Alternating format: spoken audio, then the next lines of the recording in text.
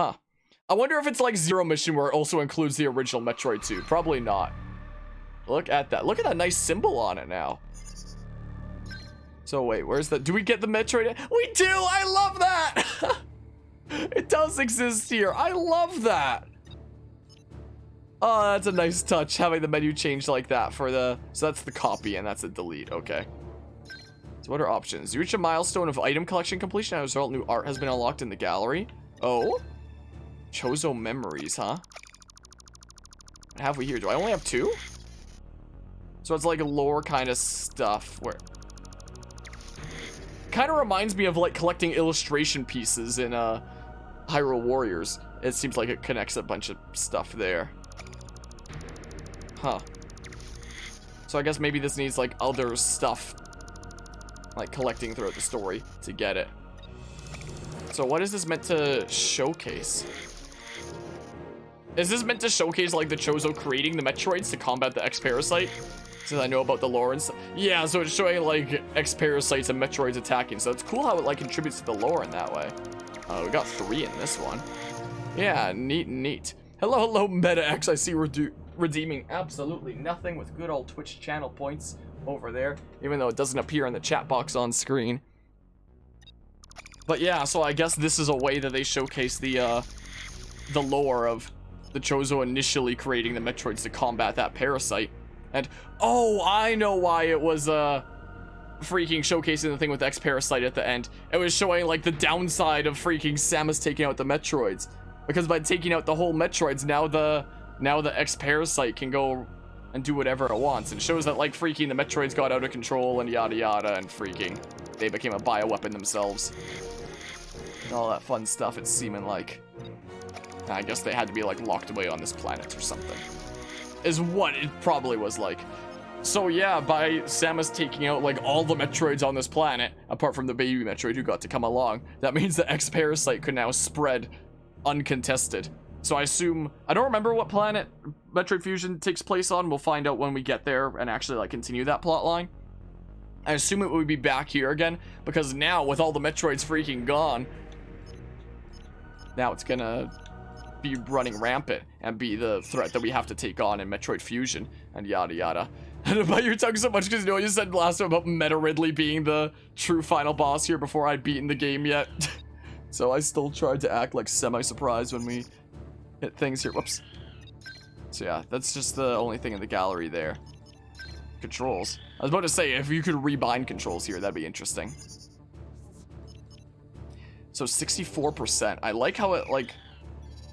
So if you do like a new file, could you do hard mode from the get-go? I'm curious. Nope. Nope, so you'd have to do like hard mode off it. Gosh dang, I don't actually want to start a new file. I just want to, so you can only start hard mode off of like a completed file, I guess, is what it is. I'm just gonna restart the thing. I was just curious. I was just curious if, I could start hard mode from a new file there, but apparently not. Apparently I cannot. Oh yeah, there's copying the other file over.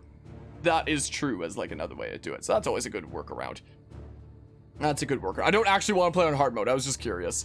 Because next we're going to be moving on to Super Metroid at some point in the near future here now that we're done with this game. But yeah, I thought that was...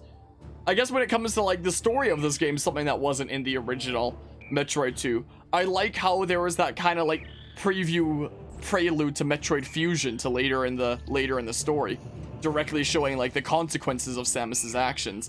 That, you know, the X-Parasite no longer has something that keeps it in check, you know? Like, the Metroids there were pretty freaking nasty and stuff, and it seemed like they needed to be taken out, but they also had a purpose in the ecosystem. And I think that's something nice about freaking the plot of Metroid as a whole, is part of the main argument is like, hey, everything has a place in the ecosystem in its own way. Everything contributes to stuff and junk there. But yeah, when it comes to the gameplay... Wait, what happens if I select continue anyway? Does it just put me, like, right before Meta Ridley? I'm curious. Because I could just, like, be running around and playing while I'm rambling and giving my review of this game, I guess. So it probably is just that, yeah, it's just this save point. Dang it, so all this mapping out stuff that I did there before doesn't freaking matter. Doesn't seem to do anything. And yeah, the big Metroid is kind of cute, isn't it? It is kind of in a way. But yeah, so when it comes to the gameplay of this game, what I felt about it, I actually really, really liked it. Like, there were some times when I was playing Zero Mission where I was just like, what the hell am I doing so much of that? Gosh darn it, what am I doing? What the hell am I doing?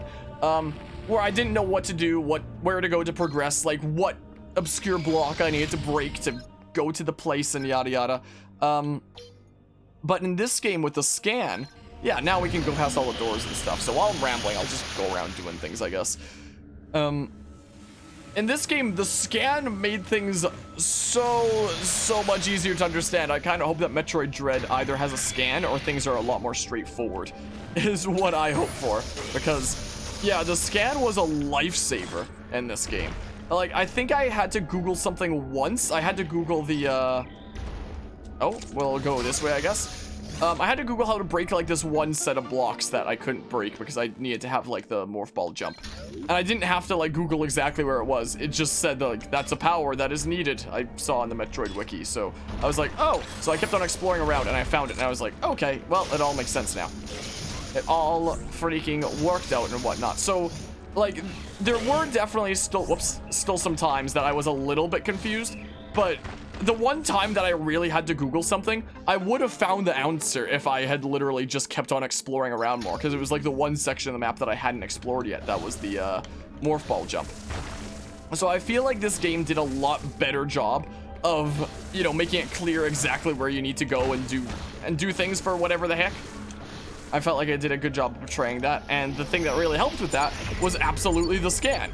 Like, the scan was absolutely a lifesaver and something that I kind of now wish I had during Metroid Zero Mission, you know? Oops, I need to be spider balling during this, right? There we go. Like that, to pick up that. Nice, nice. Just like with Zero Mission, I do like how all the upgrades are marked on the map with the O, so you don't have to worry about not knowing where some random... Well, you can still not know where it is, but you'll find it eventually knowing that it's in that tile and whatnot. Like, I imagine in the original Metroid 1 and Metroid 2, if I'd played those. I played a little bit of the original Metroid 1 at the end of that playthrough. Not a whole lot. But I imagine with, like, no map and no guidance there, it's like, oh, you can get an upgrade if you randomly bomb this spot. But why would you ever guess to do that? So, I feel like both with Zero Mission and this game, and I assume, like, other games that we'll be playing, marking with O on the map, upgrades and such, that is very, very helpful. I wonder if Super's gonna have that once we start getting into Super. I hope so. It might not. But we'll see whether or not it does. So that was really handy. So I really like the scan. The different powers in this game I found intriguing in general, like the shield, the multi-shot, and the slow down time thingamabobs. I thought those were all really intriguing things that, again, I assume they weren't in the original Metroid 2. It's not like I played it, but there's no way this existed in the original Metroid 2. Yeah, I really like the design in this game, the way that everything kind of like connects up and whatnot. Like, here's one thing that I kind of didn't like is that, you know, I kind of wish that save points just restored all your stuff instead of having these like separate points that restore different things, which I guess was a way that was probably kept true to the original, if that's what was going on in the original. I assume so. Look, I can deal with this now. Isn't that crazy? That's a super missile upgrade. Neat. And if I want to find out if there's anything else out there, I can go ahead and do a scan, and then bam, we find out. I think that that's really nice. Sometimes I wish that there were less enemies around. It seems like there was a lot of the time, constantly, that I was constantly dealing with. So sometimes I do wish that it went a little bit less ham on the sheer crazy enemy count. I guess I'll go back to the fast travel point over there. Like, it didn't match with the tone in some places, and sometimes it was also just annoying having a bazillion enemies at times. So I guess the baby Metroid just accompanies you on that save file. I really liked the combat in this game, but yeah, particularly have them be separate. Wait for the what now? I'm getting lost. All right, gosh dang it, that's the one-way kind of thing there, so I have to go around. You're mad you were searching up in the spare room to find all the stuff you need to set up your Wii U for the sole purpose of playing Twilight Princess, but you're missing exactly one piece, the adapter. Oh no. At least that should be something to be able to get, like, pretty cheap / easily and whatnot. There were a lot of things that were introduced in this game that I really like this, for example. I really like the powers, and I really like the counter. And when it came to, like, the counter and the Metroid fights, I really like how the different animations for it. I thought those were so freaking cool. The animations for this game were clean as heck. But yeah, save points on recharge points. So they had to be separate? It couldn't just be in the thing? Like, I assumed that it was just a thing for, like, keeping it closer to the original. Let's get our, like, power bombs back, I suppose. But I do kind of wish that I could heal it all up at save points, and that was just, like, the universal kind of thing. But I guess a way to keep things true to the way they were and whatnot. I'm gonna go back to that fast travel point over there while I'm rambling. I heard that in the original Metroid 2, like, again, I haven't played it, but I heard that in the original, the Metroid fights would get, like, really repetitive because it's just, like, the exact same thing over and over again with, like, no differences. Why was there something over here for me to pick up?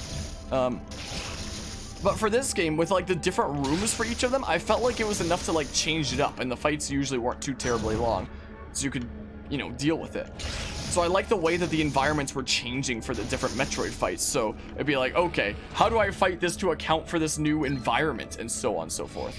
And something else that I liked about this that I also found to be the case with Zero Mission is usually things were, like, pretty clear the way that I come back to it with, like, what power and whatnot. Like, I worried when I first started getting into Metroid on this channel that I might not be into it too much because I thought it would just be like, oh, go explore until you find the one random item that you need. You found the one random item that you need, so find the one random room that you need across the entire world to use that item in.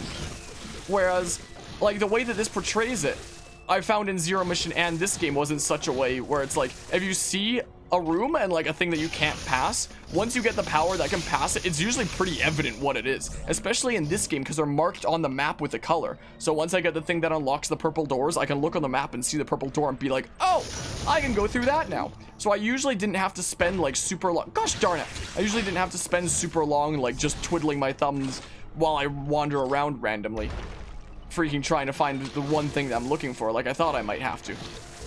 Like, it was usually pretty clear cut in what I had to do, so it felt like it wasn't wasting too much of my time. Like, the biggest instance where I felt like I wasn't sure what to do was the time that I was missing the morph ball jump, but I would have just found it if I explored around some more anyway. So if only I had just done that, I guess, you know, if only I had explored around assuming that I had, instead of assuming that I had everything in that room already and stuff. But yeah, so the save points and the recharge points, they've normally been a thing. That's all you say, not to spoil anything more. What, for them being the same as the save points? I know that stuff got restored in Zero Mission, I think, at least.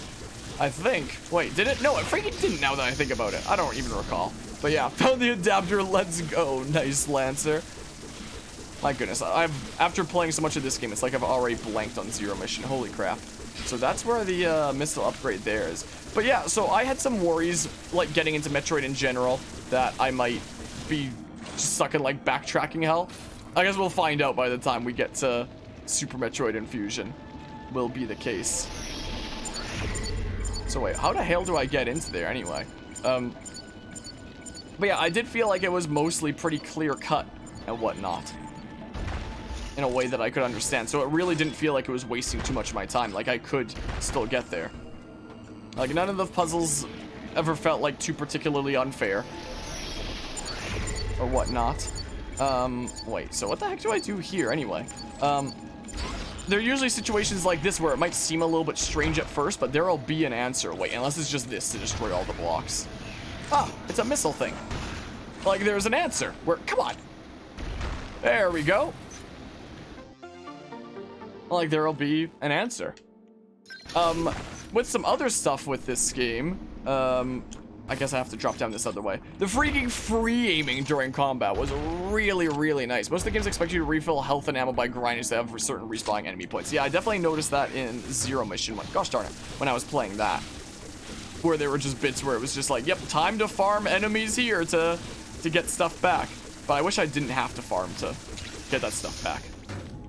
But yeah, when it came to the combat and aiming in this, in Zero Mission, and I assume it's going to be the case in Fusion and Super when we play those, you could only aim at, like, when you're moving, these exact angles and whatnot.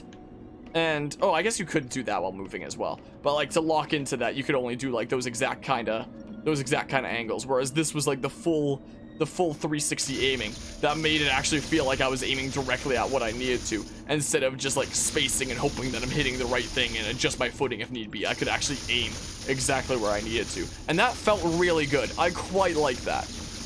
It was quite nice. Like, sometimes I wish that there was like a different button for switching the things here. It could also just be because I'm playing this on PC with an Xbox 360 controller. So to switch things, I literally need to take my right hand off, put it on my mouse, and like tap the bottom screen here.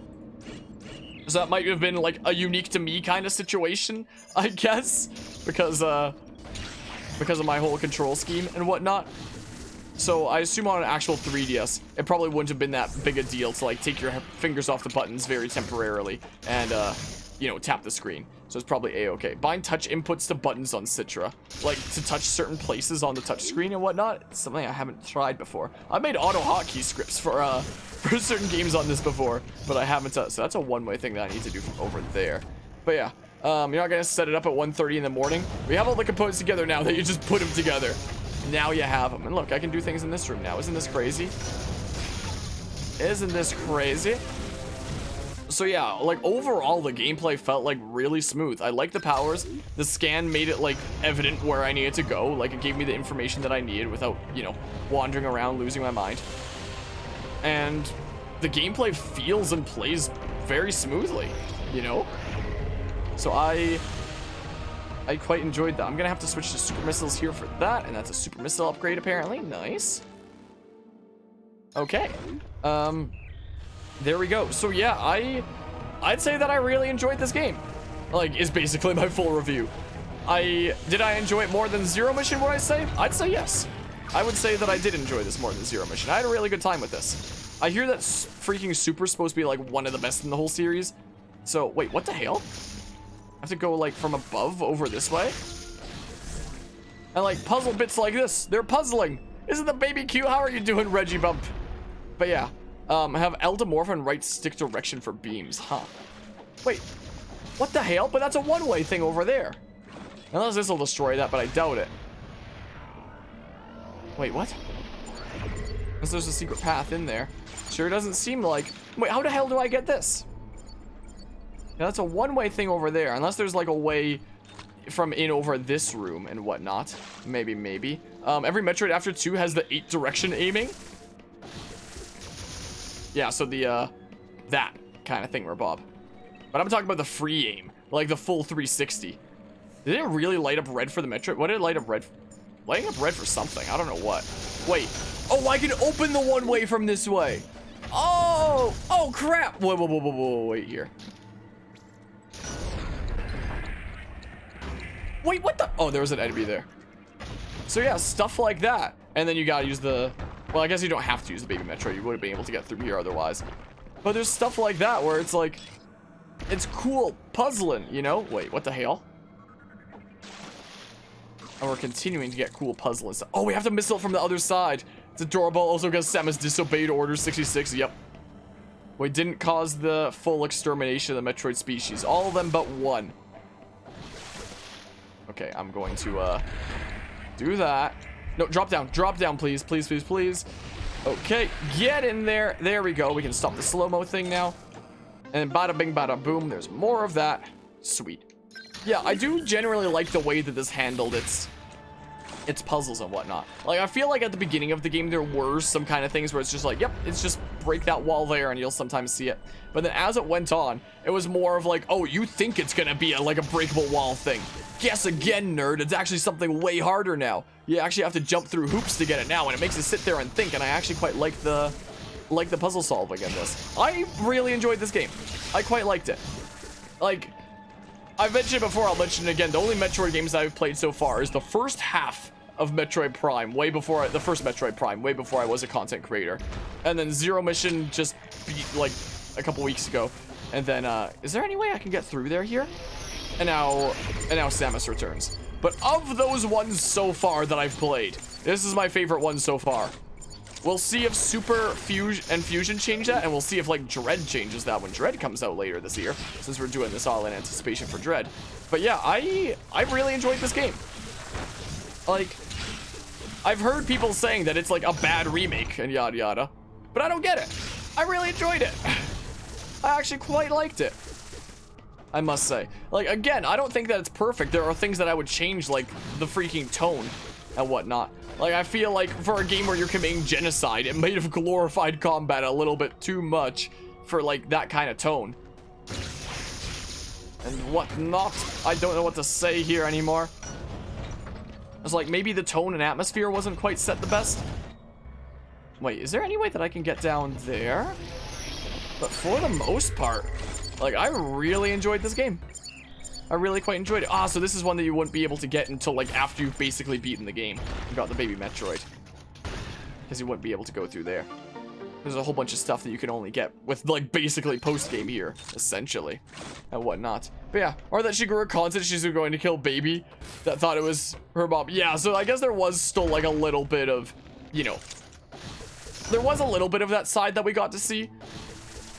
Of not just, you know, committing complete genocide since, you know, the one baby Metroid here gets to tag along and whatnot on our misadventure. And comes into play in Super, so... Wait, what the hell do we do here, then? So we, Oops, what am I doing? What am I doing? I will go yoink this thing. How much more time would I have to put into this to make it 100% in playthrough anyway? I'm curious. Would we want to make this a 100% to playthrough? I'd have to, like... I got all the upgrades in this area now. Oh, there's a thing over there, apparently. Bring it all the way around town. That's a little worrisome. I don't think I'm gonna 100% it. Like, this save file's close to that state anyway. But I don't think I'm gonna actually 100% it. Is the thing. But it does seem like the kind of game that is satisfying to, like, build up completion percentage in.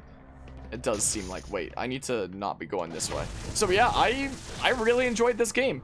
I feel like a lot of people were, like, very thrown off by this game, including myself when it released, due to the nature of, like, this was a 3DS game that released half a year after the Nintendo Switch came out.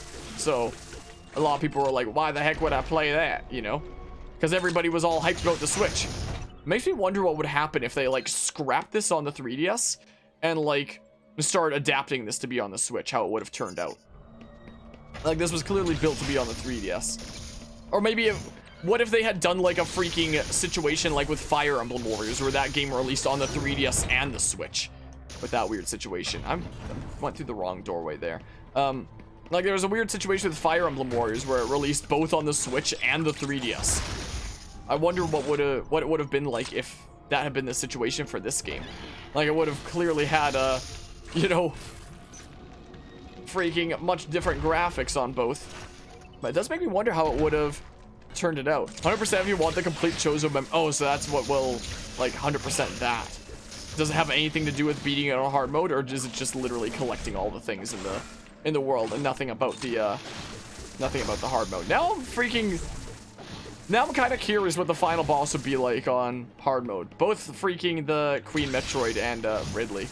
I don't exactly want to go through this entire game again just to find out the answer to that question. We'll be moving on to Super next time we hop into this. But yeah, let's see here. Number of Metroids you spared is the same number of Jedi some clone units had to kill. My oh my, a whole one, huh? But yeah.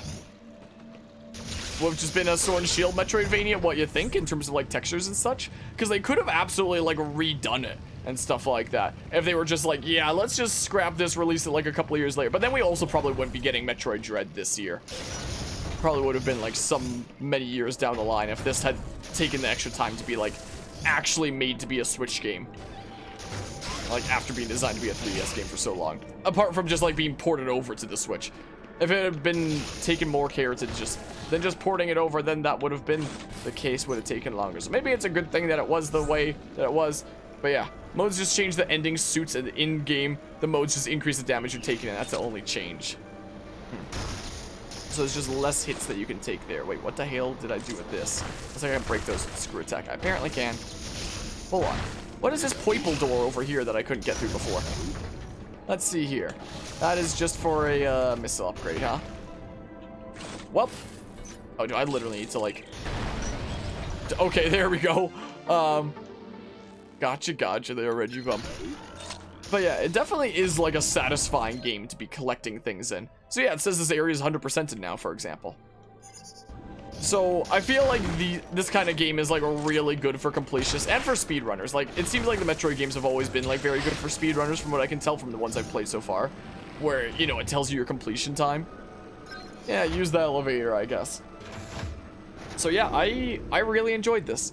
So my kind of full review, I guess, the kind of conclusion is like, it's not perfect. I changed some things about the tone, mostly. But that's like the biggest issue that I have. The tone and like maybe the amount of enemies and the way that they work sometimes. And apart from that, everything else, I feel like the music could have, this isn't really the kind of game that you'd expect to have like a banger kind of soundtrack that's absolutely epic or anything like that. You'd expect this to be a bit more atmospheric, and it does the job of like being atmospheric.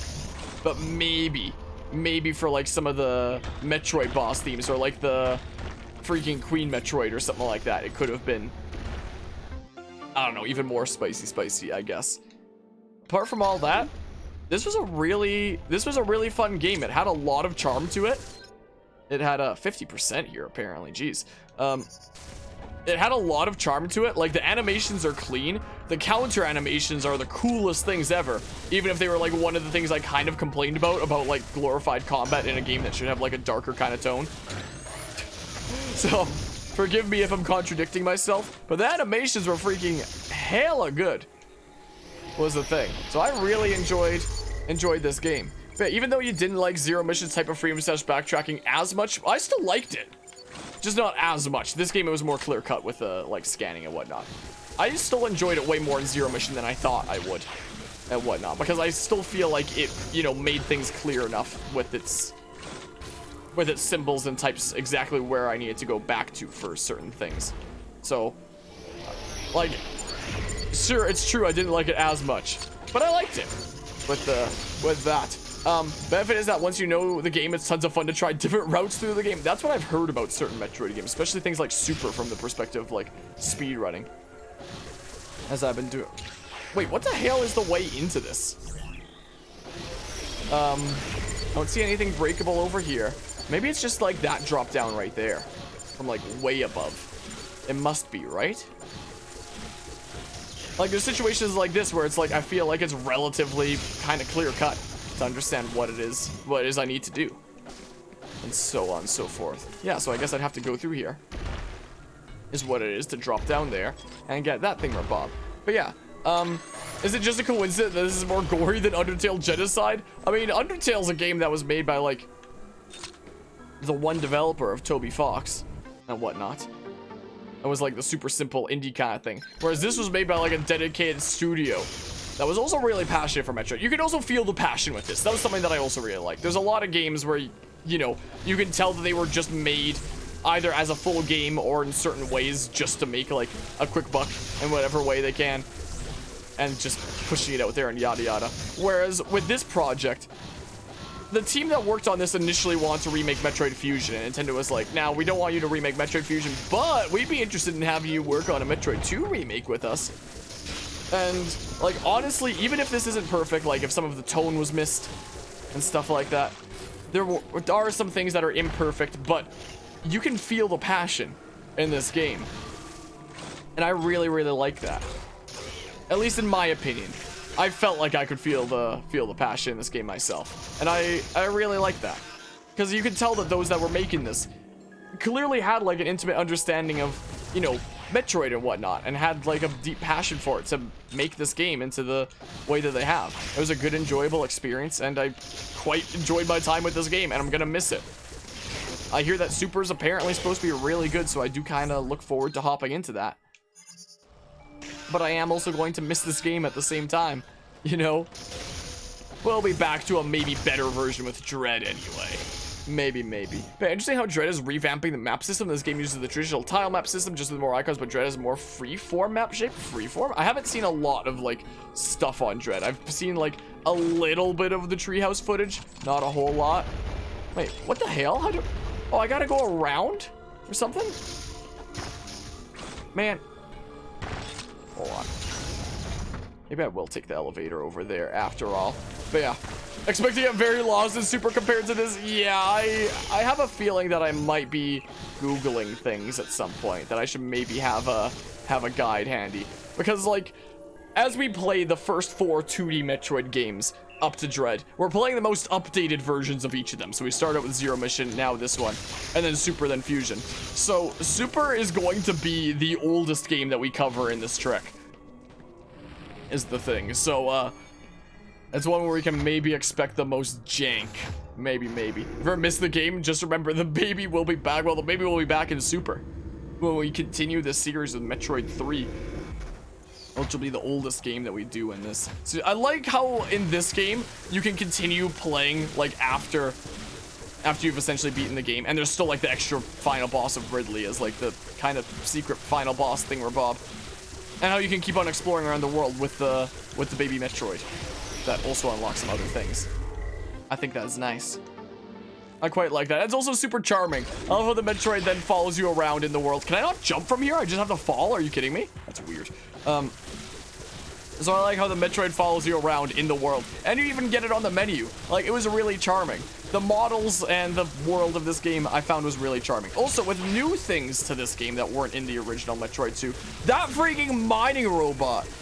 My goodness, it felt like a threat as the game went on, considering you kept on encountering it. It's not like one of those games that's just like, oh, here's a boss that we just pull out of our ass, like out of nowhere, that you couldn't have known about ahead of time. Whereas in this game, you freaking wake up the mining robot yourself, and it screws with you throughout your journey until you eventually do get to beat it. And I think that that's like a really cool way to handle a boss, where it's like, okay, now we can finally fight after all this time you've been screwing with me, you know? I really quite like that about the mining robot.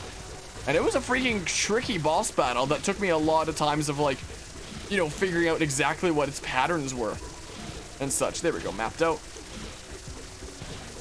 Like, I might have changed the boss fight a little bit, but for the most part, I really like that boss fight. I really like the way that the freaking Metroid boss fights were handled.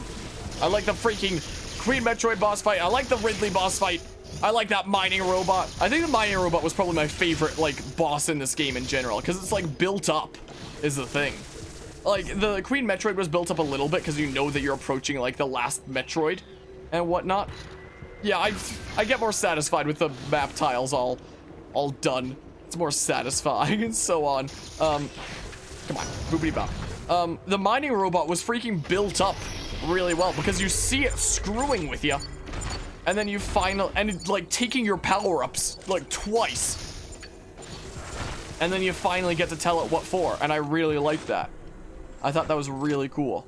A really cool way to handle a boss, quite frankly. So what am I doing here, huh? So that, I guess. Well, bam. But yeah, let's see here.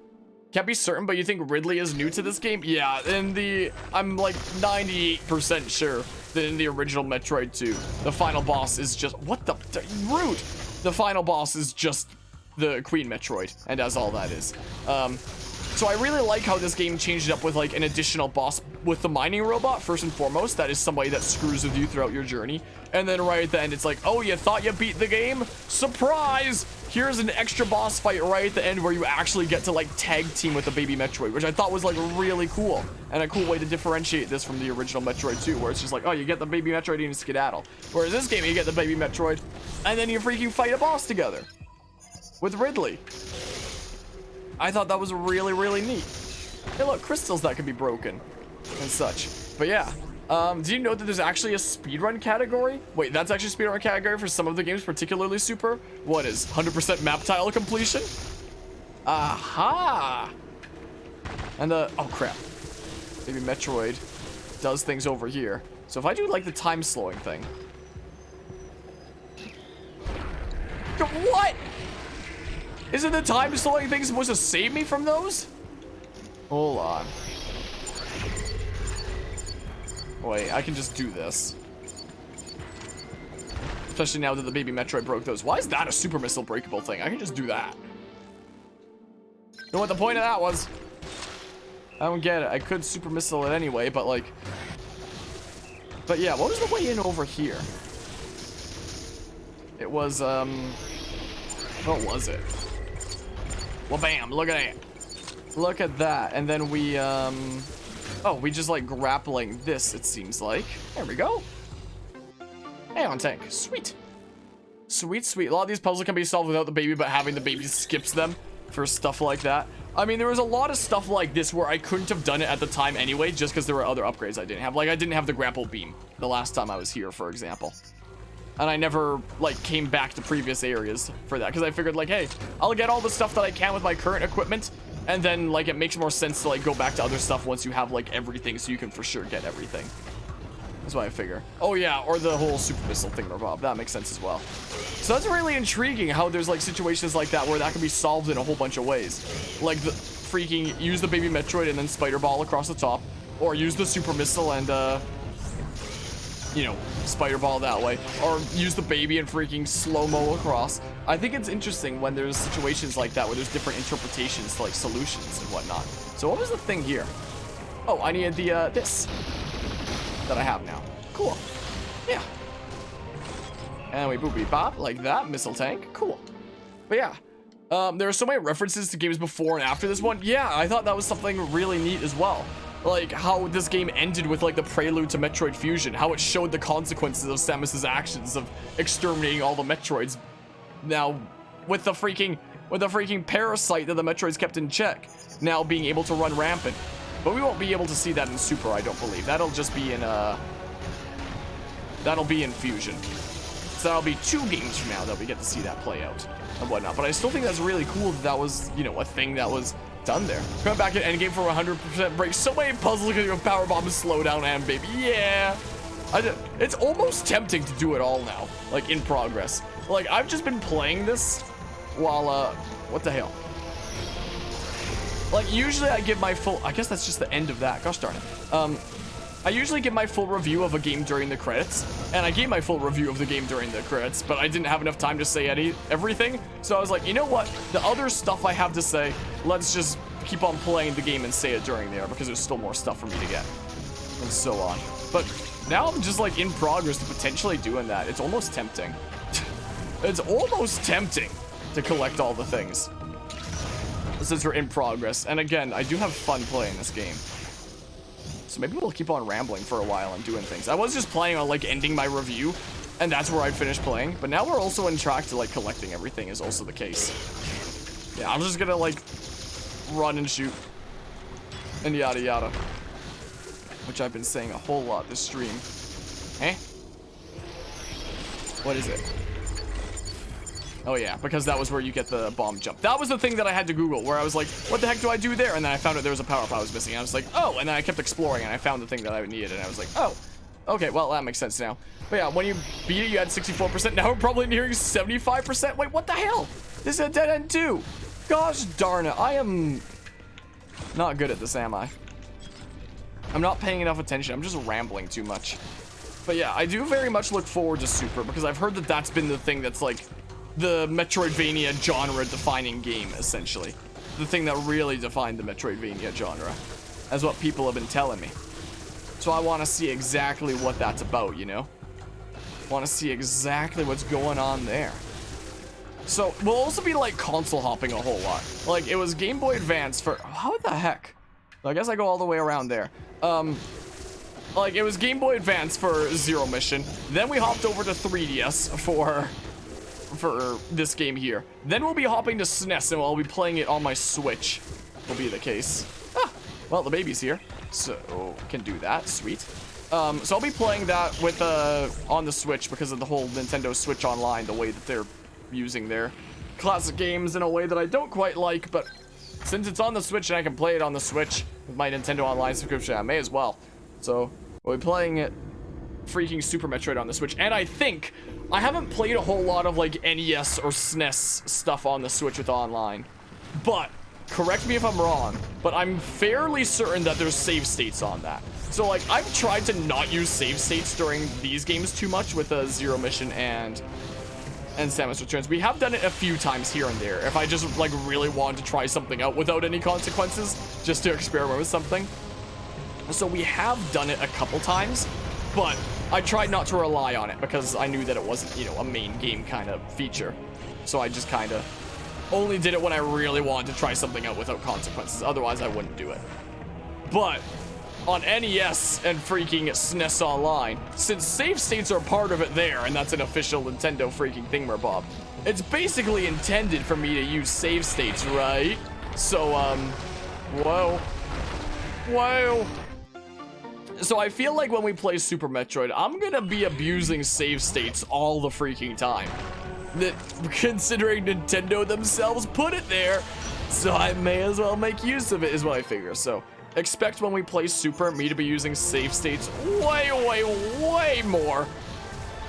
Considering I'll feel a lot better about doing it there, because it's like, that's the official Nintendo save state, you know?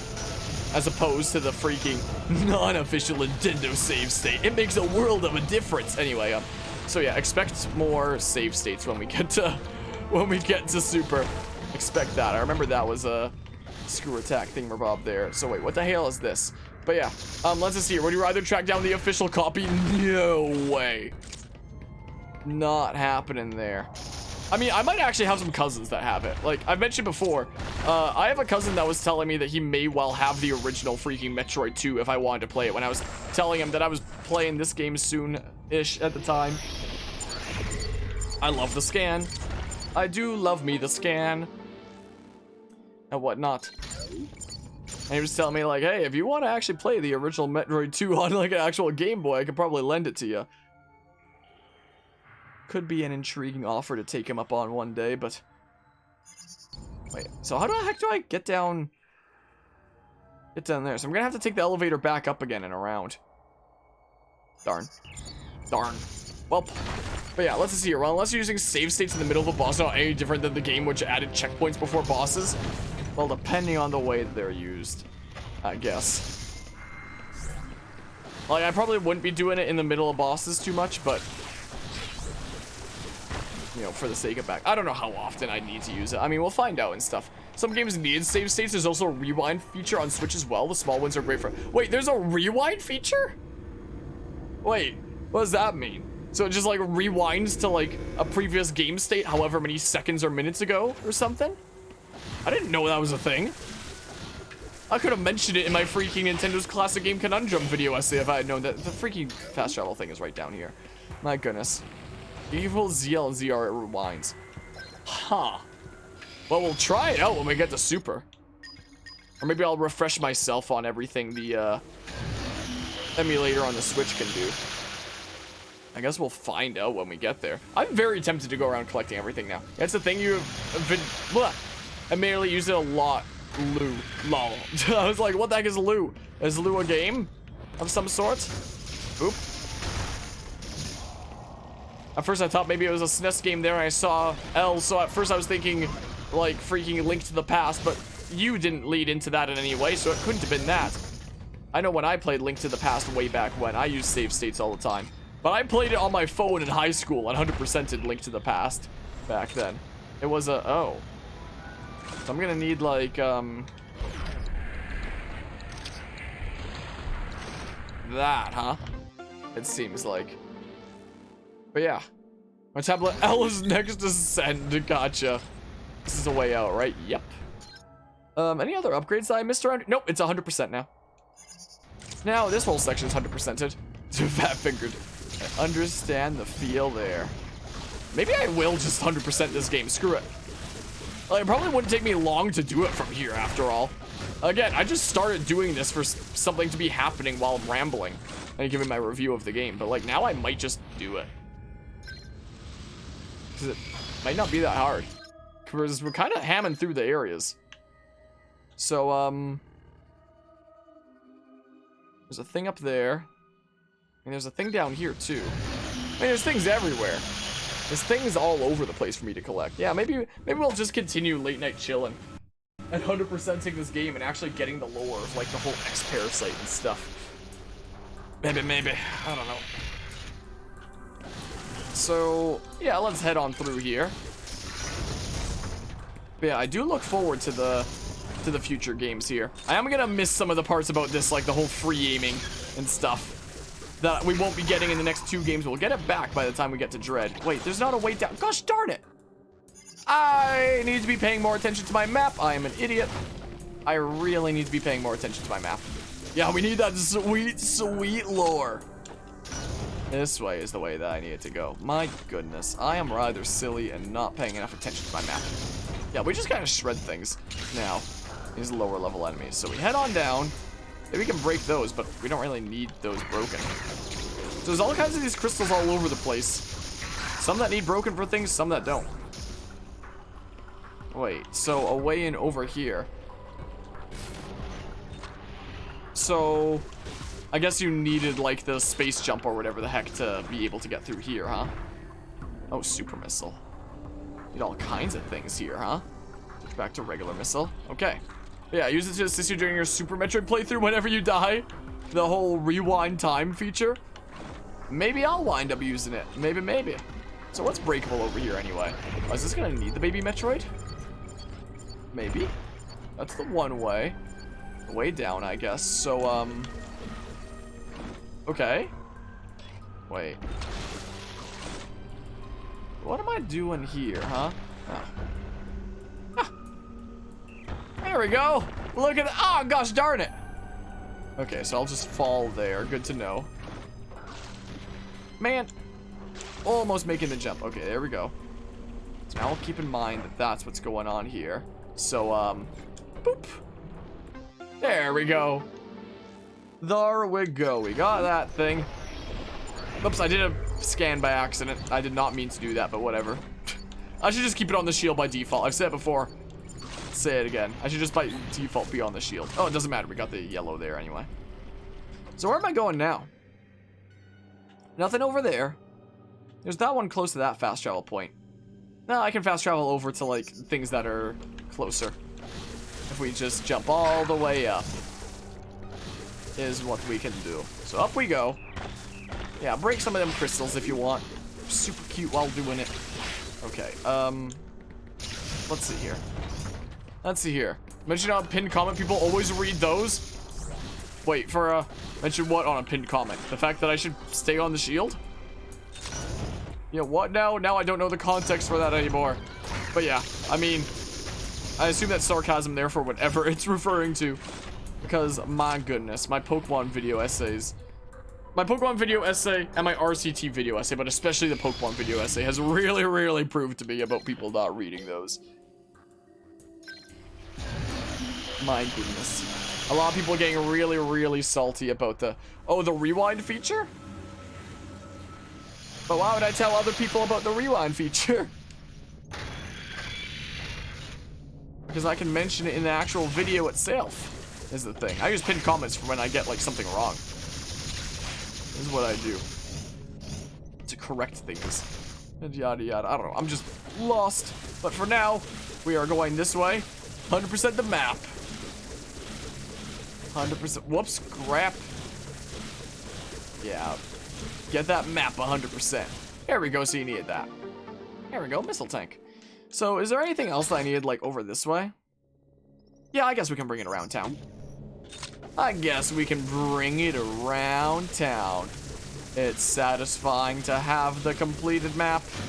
It's meaningless, but it's satisfying. So I'm doing it. Oh yeah, so what we're doing on the channel right now is going through like the first 4 2D Metroids in order with the most updated version of each of them. But, like, since I always do everything on the channel in order when I can and whatnot, yeah, so I'll go around to the right here without taking the elevator. And at some point, I feel like after playing these 2D Metroids, I feel like if I came back to Metroid Prime, I'd probably have a new respect for it, be able to see it in a new way than I did before. Because when I started playing the first Metroid Prime, way before I was a content creator, like, I'd never played a Metroid game before, and I only got through the first half of the first Metroid Prime and didn't continue from there. But I feel like after playing the 2D games, I'd probably have a new respect for it. Look at that, there we go. And with doing things on the channel in order, if freaking Metroid Prime 4 isn't a myth after all this time that it's been delayed after that time that it got, you know, started from the beginning again. If we see the day in which Metroid Prime 4 is having a release date, we may well wind up covering the Metroid Prime trilogy on this channel. May wind up doing so. I don't trust this. I'm doing oh, here's why I don't trust things. I'm doing that to be safe. Just to be extra safe. Oh, and that opened that way over. Whatever. Whatever, I guess, at this point. But yeah, so we'll do the Metroid Prime trilogy at some point. Like, I'd almost certainly do it if Metroid Prime 4 gets a release date. Kind of like what happened with Dread, where it's like that game was revealed and got a release date. So it's like, oh, guess I'm hopping into the, do have to take the elevator for that one, don't I? Gosh darn it. Well, there's some other stuff over here that I'll get first. Is what I'll do. Like, that gave me the excuse, the release of Metroid Dread, to play these games, essentially.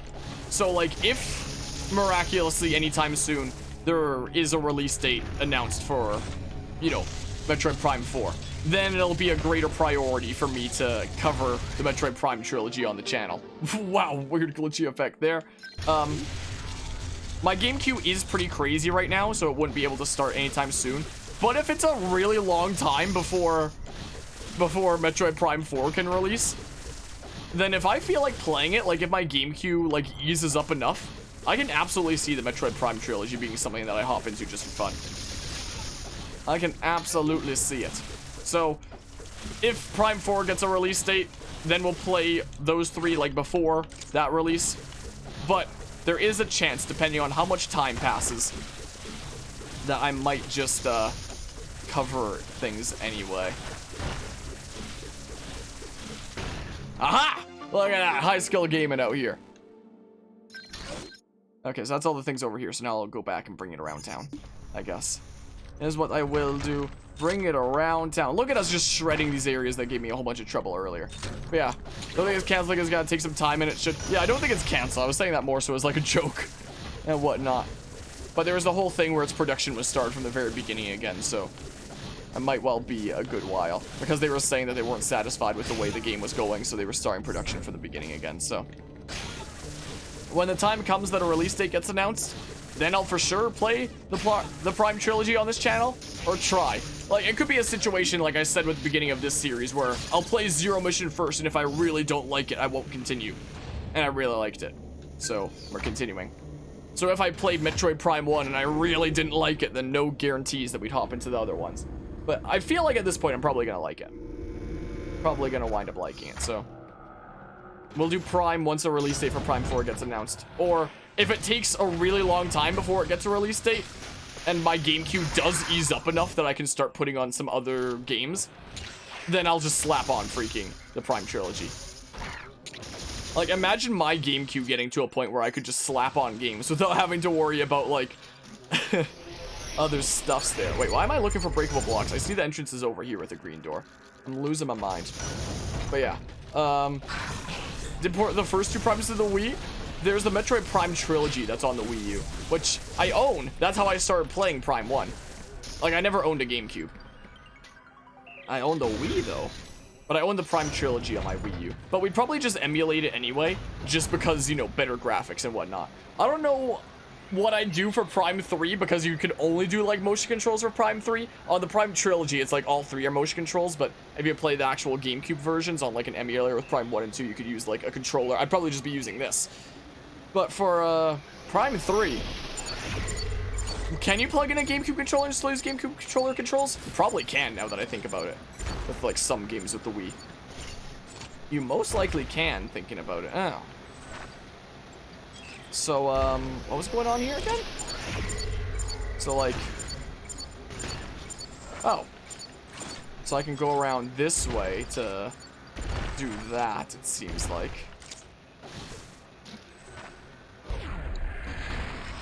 Okay. Through here we go. I don't want that thing regenerating. Boop. Okay. There we go. Perfect. Yeah, GameCube does start working correctly. You donate money for Pokemon XD. I don't have a GameCube, I just said.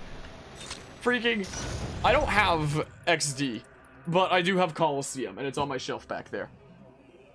Is the thing. I have a Wii. Is what I have. So I guess I gotta go, like, all the way around for that, huh? Is the thing. So, like, we'll probably be covering the Prime trilogy on Dolphin. Like, better graphics and, mostly better graphics and whatnot. Because I could play it on my Wii U. I do own it on my Wii U. But we're almost certainly going to be playing it on Dolphin when the day comes that we play it. It's almost tempting to freaking switch over to something like that right now with more late night chilling, but I'm gonna have to pass on that. My game schedule can't take me doing stuff like that. So, yeah, I gotta bring it all the way around town there. It's been a while since I saved, so I'll just save. And that's what Nintendo console law. French people have a Wii. A Wii. A Wii. They say that they have 2 per household. Over there. Okay, yeah, let's go this way. We'll go get the thing. I'm actually gonna... I think I'm actually gonna 100% this game now. Because we're on track to do it. So, like... I think that's actually gonna be what happens, funnily enough. I wasn't planning on 100%ing this game, but here we are. Going. Hey, stop. So I guess when I cut this up into parts for YouTube later, I guess this will just be like a bonus episode after the finale episode. I guess is what this is gonna be. That's gonna be however long it winds up being, I guess. Is what will happen. I guess. Ow. Man, it's so nice not even having to use the grapple beam anymore. But yeah, we're gonna use Dolphin on the Nintendo PC. That's what we played freaking Pikmin 2 with. I think the only playthrough that we've done so far on this channel that was on Dolphin. No, we did 2. We did the original Xenoblade Chronicles for better graphics, than playing the original Wii version and whatnot, or the 3DS version, which would look even worse. And then Definitive Edition came out when we played that on the Switch. So we did Xenoblade Chronicles, the original game, before Definitive Edition was even announced. And we did Pikmin 3. Wait, what the heck? Pikmin 3. Pikmin 2. It was Pikmin 2, and we did that with 3-player. We could install a custom mod that allowed you to play multiplayer, even online, and such. And multiplayer in local for Pikmin 2, I think usually only went up to 2 people most. But it was a mod that let you play with up to 4 people, and we played it with like Jubilima and Uneven Pictures. So we've done 2 playthroughs on Dolphin so far. And when the time comes that we try out Metroid Prime, we'll be going back to Dolphin and whatnot. As long as it's freaking epic, gotta love how many games it's in. Yeah, I do like it when games like reuse certain leitmotifs across their soundtrack, or when games reuse same kind of area themes where it's like, okay, you're back in this area again, but here's like a new version of it for like this game and whatnot. That's always cool to see. Okay, I guess we'll take that no, we'll go take that upgrade first, and then we'll take the elevator down. Forgot Xenoblade was on the 3DS. That was the first way that I played Xenoblade Chronicles. That's how I got introduced to it, was playing it on the 3DS. I picked up a new 3DS. I picked up Xenoblade Chronicles 3D. I fell in love with it. I only then realized, like, much later when I played it on the channel, on Dolphin, with, you know, everything scaled up to be HD, that I was like, whoa, this looks so much better on the Wii, and even better on Dolphin when scaled up. It's funny because I actually do own a physical copy of the Wii version now. It sits on my shelf and it just sits there like sealed, is the thing. Like, if I freaking grab it here, I own so many instances of Xenoblade. My goodness. So I have Xenoblade Chronicles on my 3DS. I have it on my Switch. I own it digitally on my Wii U that I downloaded from there. And I also have a sealed copy of the Wii version that's still, you know, factory sealed and whatnot, that I just keep on my shelf looking all pretty and whatnot. And it just like chills there, essentially, is what this is. So that's my collection of Xenoblade. So I literally own Xenoblade Chronicles 1 4 times. I own it on the Wii, the Wii U, the 3DS, and the Switch. So, and I used to have it 5 times, but that's, but that one got given to a friend as payment for, like, a commission for an art that I did for one of my thumbnails. It was a thing. So there was a time that I owned 5 copies of Xenoblade Chronicles 1, technically. Now it's down to 4. Oh, woe was me. Poor me, I only own 4 copies of Xenoblade Chronicles. What am I to do? Oh, it's such sad times. And that's why I need the freaking 3 wacky digits on the back of your credit card to get more copies of Xenoblade Chronicles 1. What the hell is going on in here, huh? This endgame kind of stuff. But yeah, that's a rare, decade-old game sealed. Yeah, you wanna know where I picked that up? I picked that up from freaking EB Games. Normally, like, a decade-old game, especially something like Xenoblade, you wouldn't be able to find it sealed.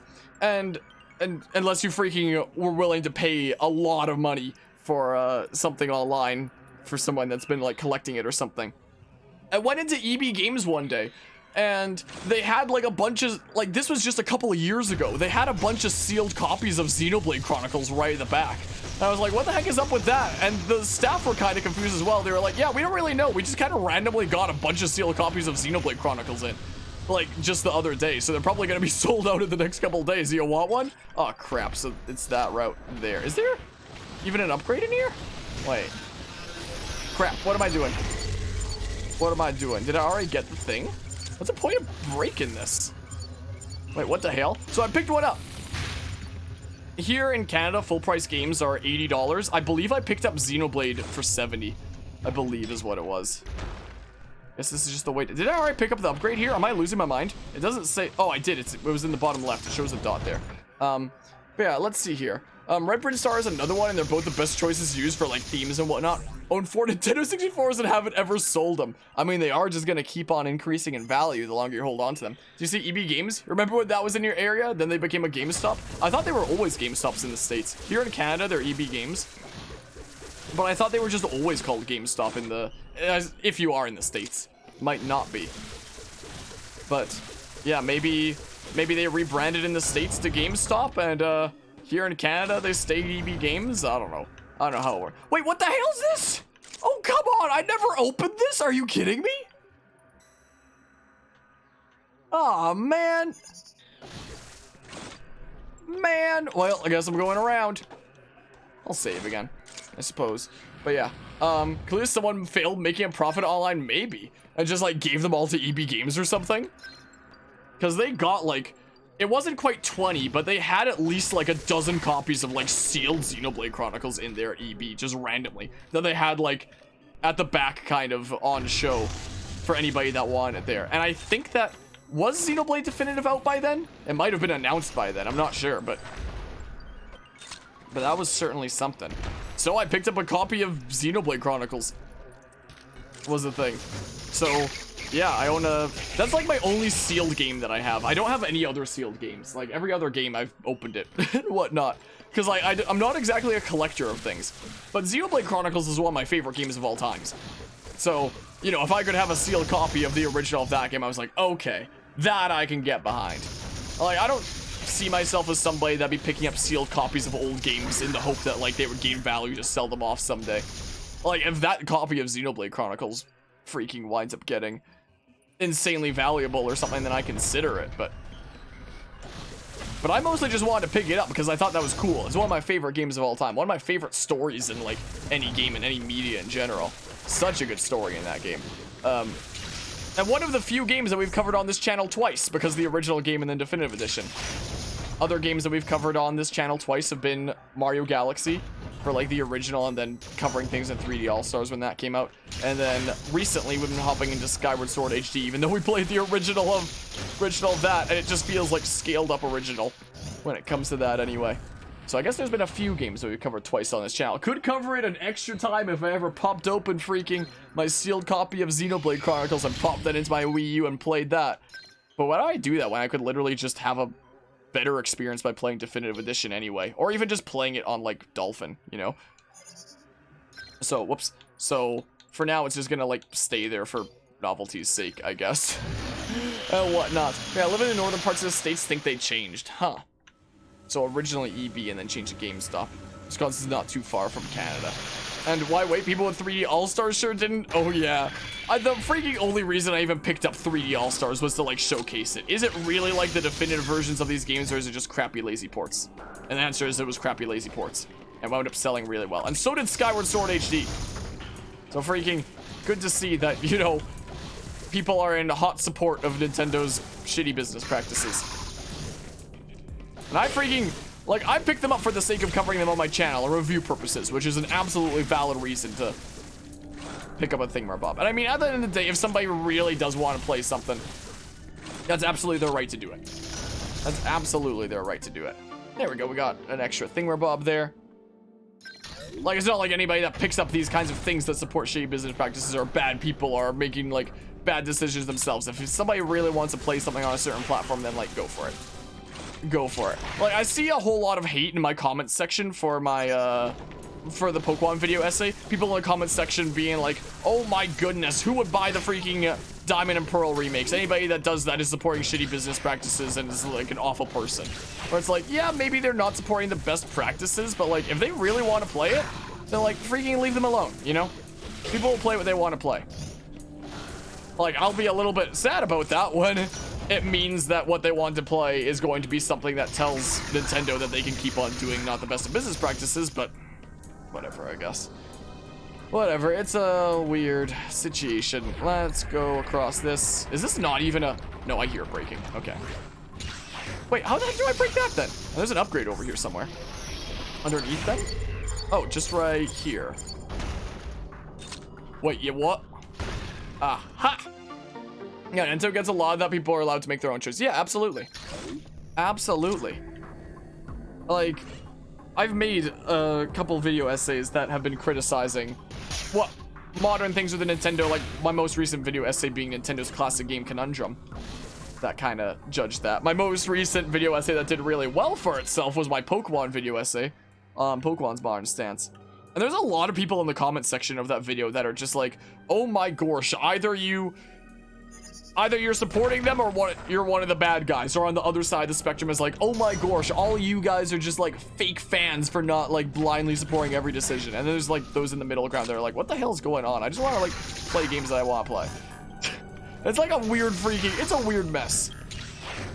You know, it's a weird mess. And I'm also in a weird position where it's like, you know, there was my video essay on Nintendo's classic game Conundrum, freaking criticizing how they handle their classic games, with the chief example being Skyward Sword HD lately, and that's what's mainly on the thumbnail of that video for that reason, because I published it around the time that Skyward Sword HD released. And I even had somebody come in on my first stream, you know, of Skyward Sword HD, being like, oh my goodness, you did that video essay like criticizing it, but then you just go ahead and support, you know, the shitty business practices yourself. And there's situations like that where it's like, literally no matter what I do, it's a lose-lose situation for me, for people to find excuses to hate on me. Because if I pick it up and cover it, people are like, oh my goodness, you're fueling the problem that you called out. What a hypocrite. What an awful person. And if I don't pick it up and cover it on the channel, then people are going to be like, oh my gosh, you said all these negative things about whatever thing without even playing it yourself. How can you have these opinions without playing it yourself? Like, either way, I get hate. And it's just like, okay. So, both options are wrong here, so I may as well just do what I'm comfortable with. And what I was comfortable with for that game was freaking playing me some Skyward Sword and seeing what exactly is going on with that, you know? But it just kind of sucks when there's situations like that where it's like, people are going to make both options a wrong option for you, essentially. You know, okay, we can do things with this now, because we can do that. There we go. Perfect. So, yeah. There's situations like that that get me a little salty, because like, what do you want me to do? You're literally gonna freaking hate on me either way, no matter which one I do. Like, maybe not the exact same people. Like, maybe there would be ones in one camp that freaking hate me for one thing, and ones in another camp that hate me for another thing. But either way, there's situations like that where it's literally a lose-lose. So it's like, what the heck do I do? Did I get... Oh, we did get everything in this area. That's 100% now. Nice. So where's the nearest fast travel thing? Just another room. Just another room over here. So yeah, there's some of the fun of being like a freaking YouTuber slash Twitch streamer, I guess, and whatnot. But yeah, that's the incident. At least you show the mature response and don't let them win. I mean, when the person came in during the first Skyward Sword stream, I basically just said like, yeah, you can say that if you want, but you know, it is a lose-lose situation for me, because otherwise people are going to hate me for saying bad things about something that I hadn't played myself, you know? Is basically what I said. But yeah, I bought $30 to play Sunshine, a game that costs a lot, and bought Skyward Sword HD to play a game that would also cost a crap ton. Yeah, in situations like that, oh, no, not this area.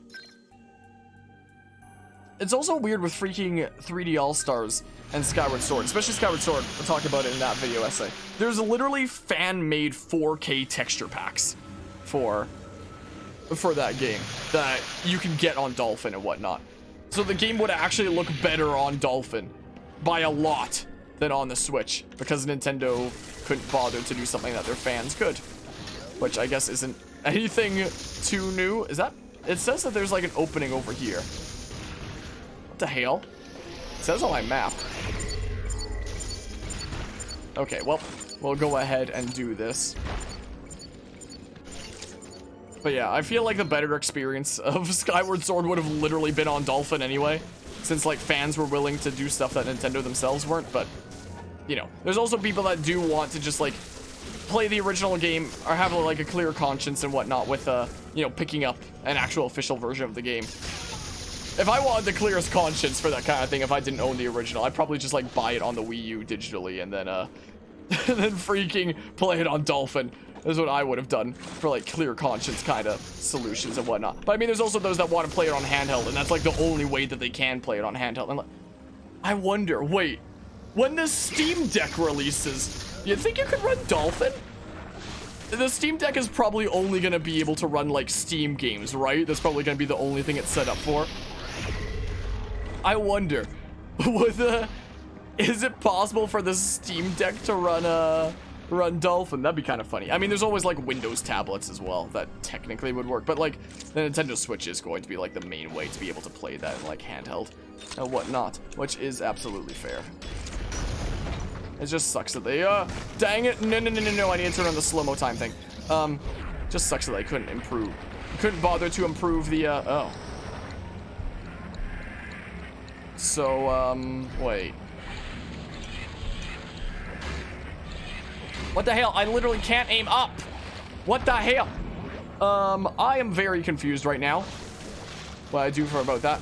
Why did Nintendo get the hate? Nobody criticizes Sony or Valve or Xbox for shitty practices? No, plenty of people do. They're just like people in different camps. I don't criticize them because I don't play their games. I play Nintendo games. So I don't know what's going on with like Nintendo and, not Nintendo, Microsoft and Sony, because I don't really play their games. So I think it's just like the kind of content that like you follow and are part of the camps of and whatnot. Like I'm a very much a Nintendo gamer. I play some other games here and there, but most of the stuff that I play is going to be on their consoles and whatnot. Gosh darn it. You guys again. I guess that refills my yellow. So gosh darn it. That's a one-way kind of thing there. So like, I could criticize their bad practices, but I'm not really too familiar with what they are because I don't really play their games, so it's not as kind of blatant to me, you know? So nothing's breakable around here and whatnot. Only difference between Skyward Sword and the other ports is that there isn't a time limit. So how does a port become so popular so quickly? Because it's freaking Legend of Zelda. Like, when I literally stood out front of the EB Games place for my pre-order on Skyward Sword HD.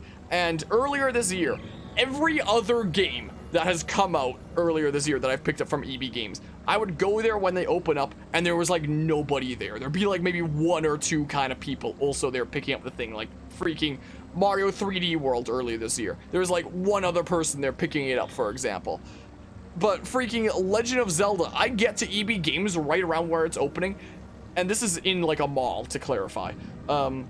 The freaking line in front of EB Games was down the freaking hall with all these people that were wearing these like Legend of Zelda shirts. I'm wearing a Mario shirt today. I'm wearing my freaking Club Nintendo Mario shirt that you can only see like the Mario of there and whatnot. So I guess I'm wearing some Nintendo merch today. But freaking everybody was there, lined down the hall. I had to wait like an hour to pick up my game, because everybody was there like hyped about Zelda and talking about that game and being like, man, I'm so glad they finally gave Skyward Sword another chance. It's so great. We loved it. You know, and I'm just sitting there being like, oh my goodness, am I like the only one that's salty about the situation here? I guess anybody salty about the situation there wouldn't be going out and picking it up on the release day right when it came out like I was, so that probably makes sense. But the reason why is because it's freaking Zelda. is what I would say, at least. Like, it was such a stark difference there compared to every other release I've seen. So if I grab this ledge, what is there for me to do, huh? Like, I can't aim up. Oh, unless I do... Oh! I can't aim up like that if I press the free aim button. I just can't aim up unless I don't press the free aim button. But yeah, let's see here. And... Yorio as well, Xbox 2s who kind of follow that space and whatnot. They do just need to know where to look. You personally have so many questions for late 2000 Microsoft and their Xboxes. Yeah, I don't know a whole lot about that. I know that I know some of the more blatant things, like freaking the Xbox 360, one of the most advanced consoles that existed at the time, could just randomly die for no reason, which is so awful that you can't help but laugh at it at the same time. Wait, where the heck am I going now? So I got all the things over there. So we could go to that fast travel point and make it like over there. Yeah, I'll do that. I'll go down and go do that, I suppose, is what I will do. Like, it's one of those things where it's like, how do you mess that up? Like, by all reasoning and all logic, there's no way that should happen, that you can't help but laugh. that one of the most advanced consoles of the time could just randomly die. As for like modern stuff in the gaming industry, there's like a lot of companies there's a lot of different gaming companies out there that do a lot of not so good things that I don't like follow all of. Like I know that there was a bunch of stuff coming out semi-recently about like Activision Blizzard being an awful place to work at. There was stuff a little bit further back about like Ubisoft having some awful practices as well. And like there's all these news stories that come out about so many studios all the time that make it sound like it's quite scary to work in the game industry sometimes. And it's kind of like, I'm somebody that does want to work in the game industry at some point. All this stuff that you hear, all these like bigger businesses kind of practices and some of these bigger companies having not the best of situations with some things. I don't know, it's freaking scary sometimes. I'll go down first and foremost. I hear that there's a bunch of indie studios in my city. I haven't been to any of them myself. I know that the major studios here are BioWare and Improbable. But I hear that there's apparently a lot of indie studios as well. Apparently. So, I don't know. Maybe one day I could look into, like, careers at some indie studio. I don't know. So that's gonna be where the power-up is. And then, there's that. Let's see here. You used to own an Xbox 360. Now it's a paperweight, a better fate than your respect for the Xbox Reggie bump. I have an Xbox 360. I don't have a whole lot of games on it. We've technically played the Xbox 360 a few times on the channel for like Connect games for charity events. Like for example, I've danced on this channel a whole one time, and it was for it was that Star Wars game. We did the dance to that I'm Han Solo song for a charity event, and it was one of the wackiest things we've done on this channel. Let me tell you. All right, there we go. And then we do that. But yeah, let's just see here. Let's just see. The thing that I missed there is Sony strip copying Nintendo by putting a ball of Wiimote, making it glow a little. Yeah, there's things like that, but I mean, there's always gonna be copycats with like everything. Like for example, there's the whole Nickelodeon Smash Bros that's coming out soon, like in the later this year. That's basically soon, right? Sony had already copied it, and Sony's copied Nintendo a lot of times. Had copied Smash Bros with PlayStation All-Stars Battle Royale that people hated. There's freaking Nickelodeon Superstars Brawl or whatever the heck it's called coming out later this year, which I'm hoping will be a good game, but that's clearly another Smash clone. And it's funny when that game revealed. I follow a lot of competitive Smash channels on Twitter because of, you know, my time with Smash commentary and whatnot. I saw a lot of competitive Smash players talking about who they're gonna main in not PlayStation All-Stars, Nickelodeon All-Stars. And being like, this is literally gonna be so much better than Smash Ultimate. It has a rollback netcode. And when it comes to Nintendo's bad practices, Nintendo's online sucks. And the idea that Nickelodeon All-Stars could well have better online play experience and connectivity than Nintendo's Smash Ultimate, their latest Smash game, is kind of hilarious and sad to me at the same time. It's hilarious because it's sad that Nickelodeon Smash Bros might actually have better online than Nintendo Smash Bros, the thing that's being copied. So we'll see what's going on with that and whatnot. Okay, so what's going on over here? Speaking of things going on, we'll go into this room over here. So yeah, there's situations like that. I will be covering the Nickelodeon game on this channel when it's out. I'm actually semi looking forward to it. I never watched a lot of Nickelodeon, just some shows, mostly things like SpongeBob and Invader Zim. And the fact that Invader Zim's a playable character in that game, it's like, I'm sold. I'm sold. I'm gonna be the freaking greatest Zim main. Just you wait. I'm hyped. I'm hyped to play that game, honestly. But yeah, let's just see here.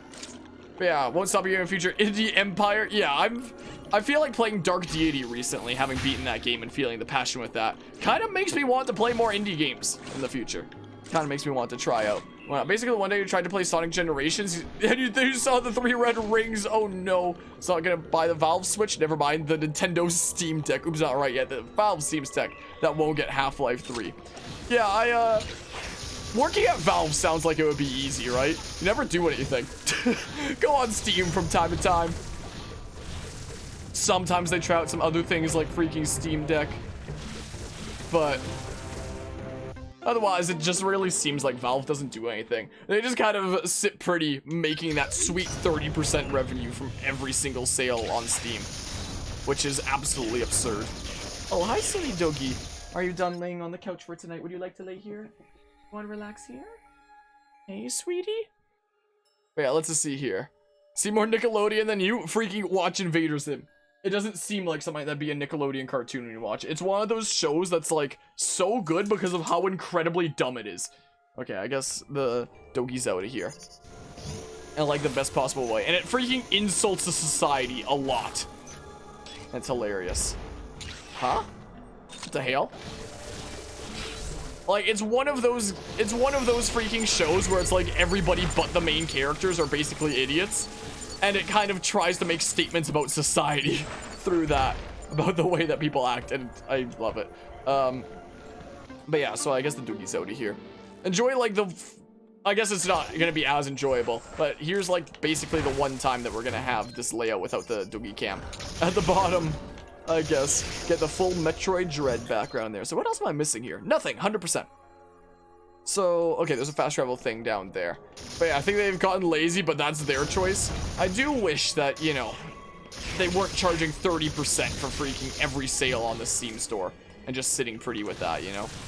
I wish something was done in general about these companies that basically have, like, monopolies on certain platforms and whatnot. Like, Valve doesn't have a monopoly on PC. There's plenty of other game stores, like freaking EA has whatever the hell, Origin. Ubisoft has Uplay or Ubisoft Connect or whatever they call it nowadays. Epic Games has the Epic Games Store. So, like, there are other stores. But let's face it, everybody that's a PC gamer is gonna be having Steam as their main thing at the end of the day. Like, nobody has these other game stores as their main thing. So they have almost a monopoly on PC and can just charge that 30% fee and get away with it. Because where else are people going to sell their games and sell anywhere near as much, you know? I guess we'll start out going here. And then on, like, Apple devices, everything has to go through the App Store. And the Apple tax is also 30%. Or on Google devices, there's freaking the Google Play Store, where, again, Google takes 30% for the Google tax. Because that's totally what they need. For the express privilege of being able to sell stuff on their store, they're going to take 30% of all the things that you're selling there, which is so dumb to me. That is a one-way thing. So I guess we're going around, it seems like. Like, I feel like the whole industry in general would be much better off if there weren't these companies flexing what are essentially monopolies to basically, like, sit pretty to make, like, an insanely large amount of money for, like, very little effort. I feel like the whole game industry would be so much better off.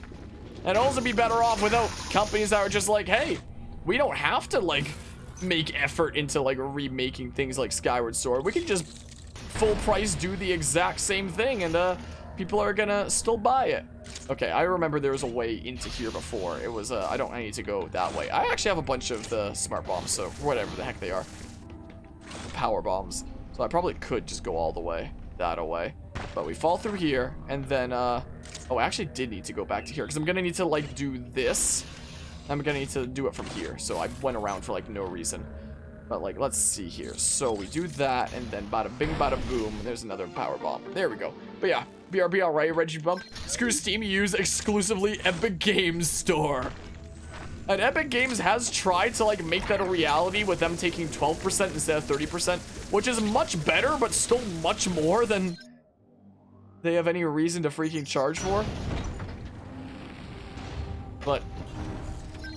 But yeah, it's a whole mess. I've been thinking about making a video essay on, like, the state of the game industry in general, but, like, I feel like I wouldn't do it justice. I actually started working on, like, some drafts to, like, the intro to that script. I was basically thinking about doing a video essay that does, like, a whole bunch of case studies of individual games and, like, what's been going on with them, and talk about, like, why that's the case and whatnot, to basically eventually come to the answer of what happened to the passion in the game industry. Is a video essay I've been thinking about making.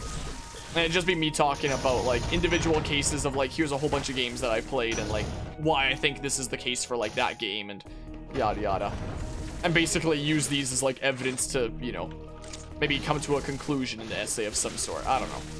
I have, like, an intro prepared for it. I don't know if it's gonna be a... Okay, so I can't just do that over. I will have to do the slow-mo. Darn it. So, hey, look. Want to become famous? There's also plenty of things wrong with platforms like Twitch. I heard recently that apparently Twitch isn't even profitable to like Amazon and whatnot. So who knows how much longer Twitch is gonna last. Part of the reason I've thought about becoming a YouTube streamer, because this platform might not last forever, but I had no idea that it wasn't even profitable until like the other day.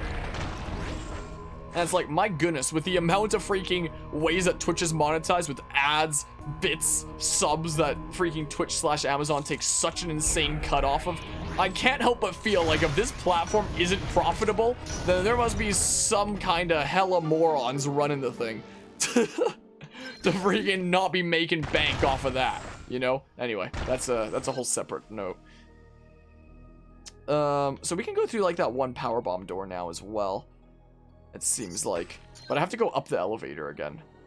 Darn. Is there anything else down this elevator that I needed? Yeah, there is. There is some things. So, but yeah, miss the days of the 90s. I'm freaking 22 myself, born in 1999. So the early days of games that I know is like early 2000s. But even that I kind of miss. Even that. When I was starting out playing video games, I was playing 1999's Roller Coaster Tycoon. I adored that game. I still do adore that game. I want to cover it properly on the channel one of these days, but like, it'll be a while before I do that. Oh, no, this is a... No. Oh, it's not a dead end. I just have to go around this way. Not down here. What the hell? Freaking... First I got into RCT that introduced me to, like, really getting into video games in general. Then I really got into like Sly Cooper, which is the first game that like introduced me to like open world kind of exploration and actual storytelling in video games. Sly Cooper trilogy is so good. And then there was Pokemon that kind of introduced me to like vast RPG worlds where there's always like so much going on and yada yada. Okay, let's go down this way. We can use that fast travel point afterwards. It'll be nice at least. I'm just gonna freaking rush through all this stuff here. Yeah, born in the mid-90s. I'm like the youngest in my generation, my family, by a lot. The cousin that I have that's closest in age to me is like a decade older than me. Huh, so where are these oh, just right there. So like a whole bunch of my cousins grew up with like consoles and stuff that they tell me about that I never got to be exposed to. Like I was mentioning before, having a cousin that apparently owns the original Metroid 2. Is there anything else that I need down here for like this elevator, or can I just take the fast travel point out of here? I think I could just take the fast travel point out of here and bring it around town. Yeah. That's kind of what it's seeming like. Should be the case. Sly Cooper's so dang good. I've been thinking about making a video essay on what happened to that series. I love the original trilogy. I never owned a PS3, so I never got to play Sly 4. And I hear that the gameplay of it's really good, but I've seen the story of it, and it literally took everything that, you know, the original trilogy set up and just threw it out the window. I was like, yep, screw that. So, that's like the one game that I hate that I've never played, is Sly 4. That's the only video game that I can think of that I've never played, but I hate anyway. Sly 4. Screw that game. So, there's that. I already covered the Sly trilogy on this channel. I'm never playing Sly 4. Not happening. I have no intention of doing that. Alright, let's get into this door over here. Freaking get out of here, nudos. For some reason, I thought I could just hold it and not have to mash. But I've been mashing, like, this whole playthrough so far. So this is a new thingamabob, huh? So what's going on over here? It's a long tunnel. It's a secret tunnel. Secret tunnel. What the hell? Whee! Okay, there we go, we're through the secret tunnel. There's a whole nother, like, area thing here. What the hell? Okay, you're breaking those things. Okay, there's the upgrade. Nice. Nice, nice.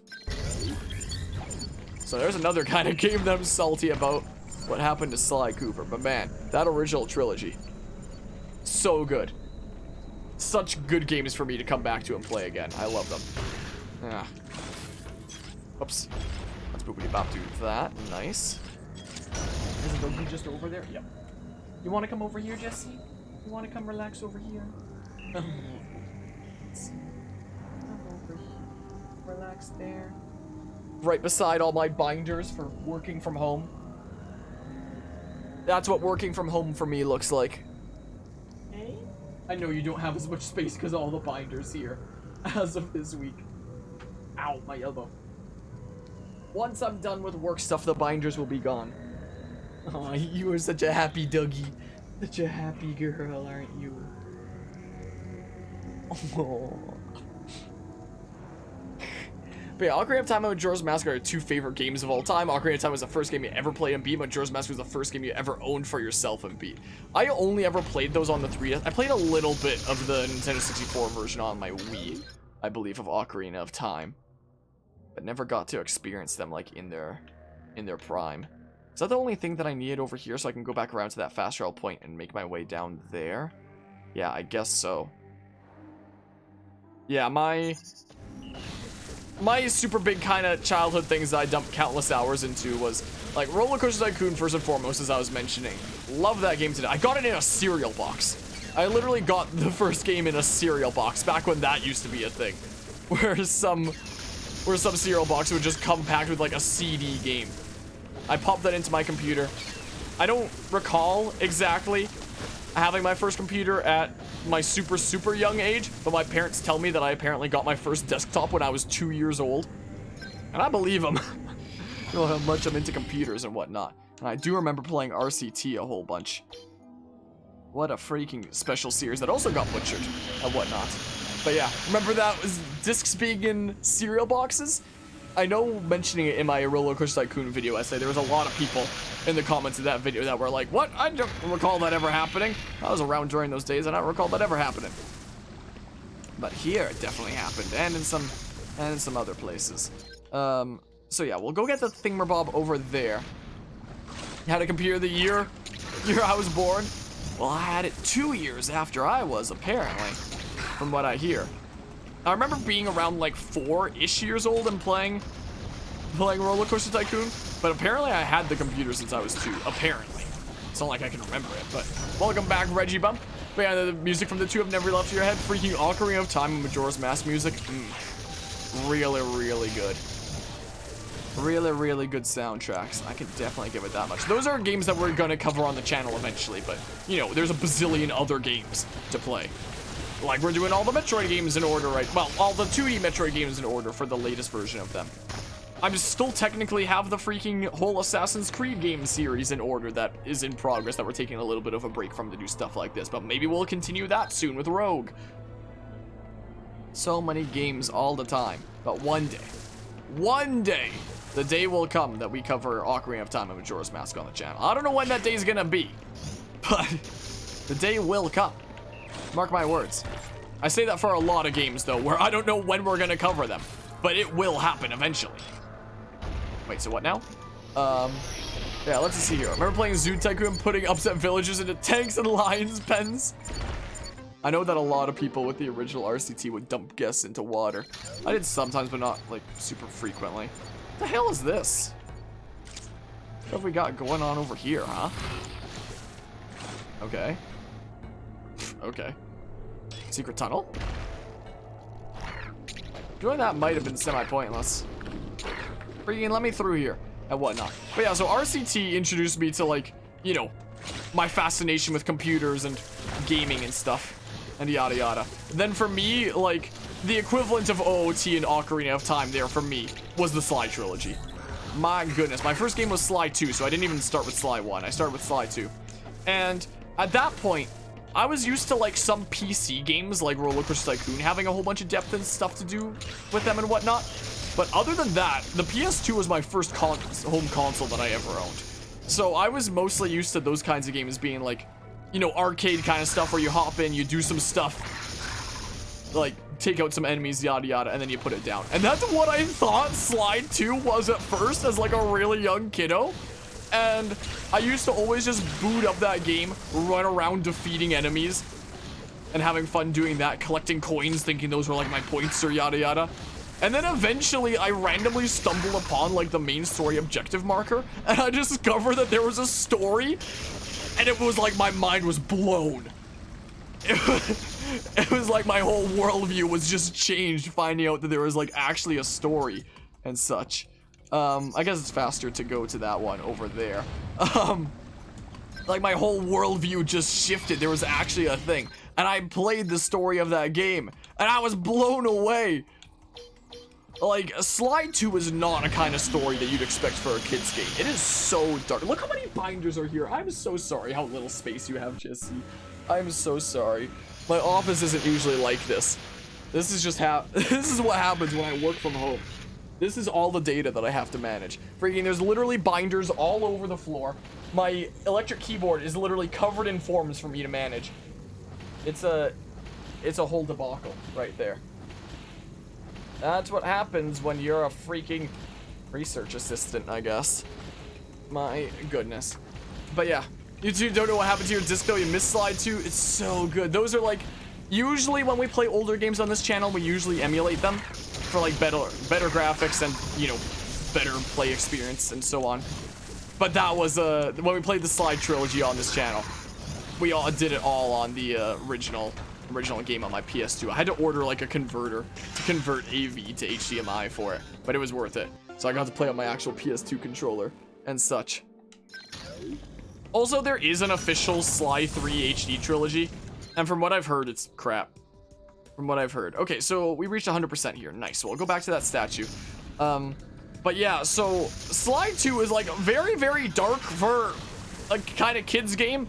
Not the kind of thing that you would expect for a children's kind of game, considering the plot is literally collecting the body parts of like your dead arch enemy to destroy it so that he can never be revived again.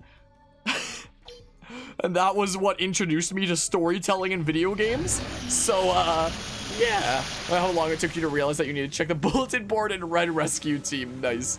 Did that in DK64 too, just wandered around. So we all kind of had experiences of like being aimless until figuring out that there was deeper stuff and so on. Yeah, I was not playing 100%ing this game, but here we are.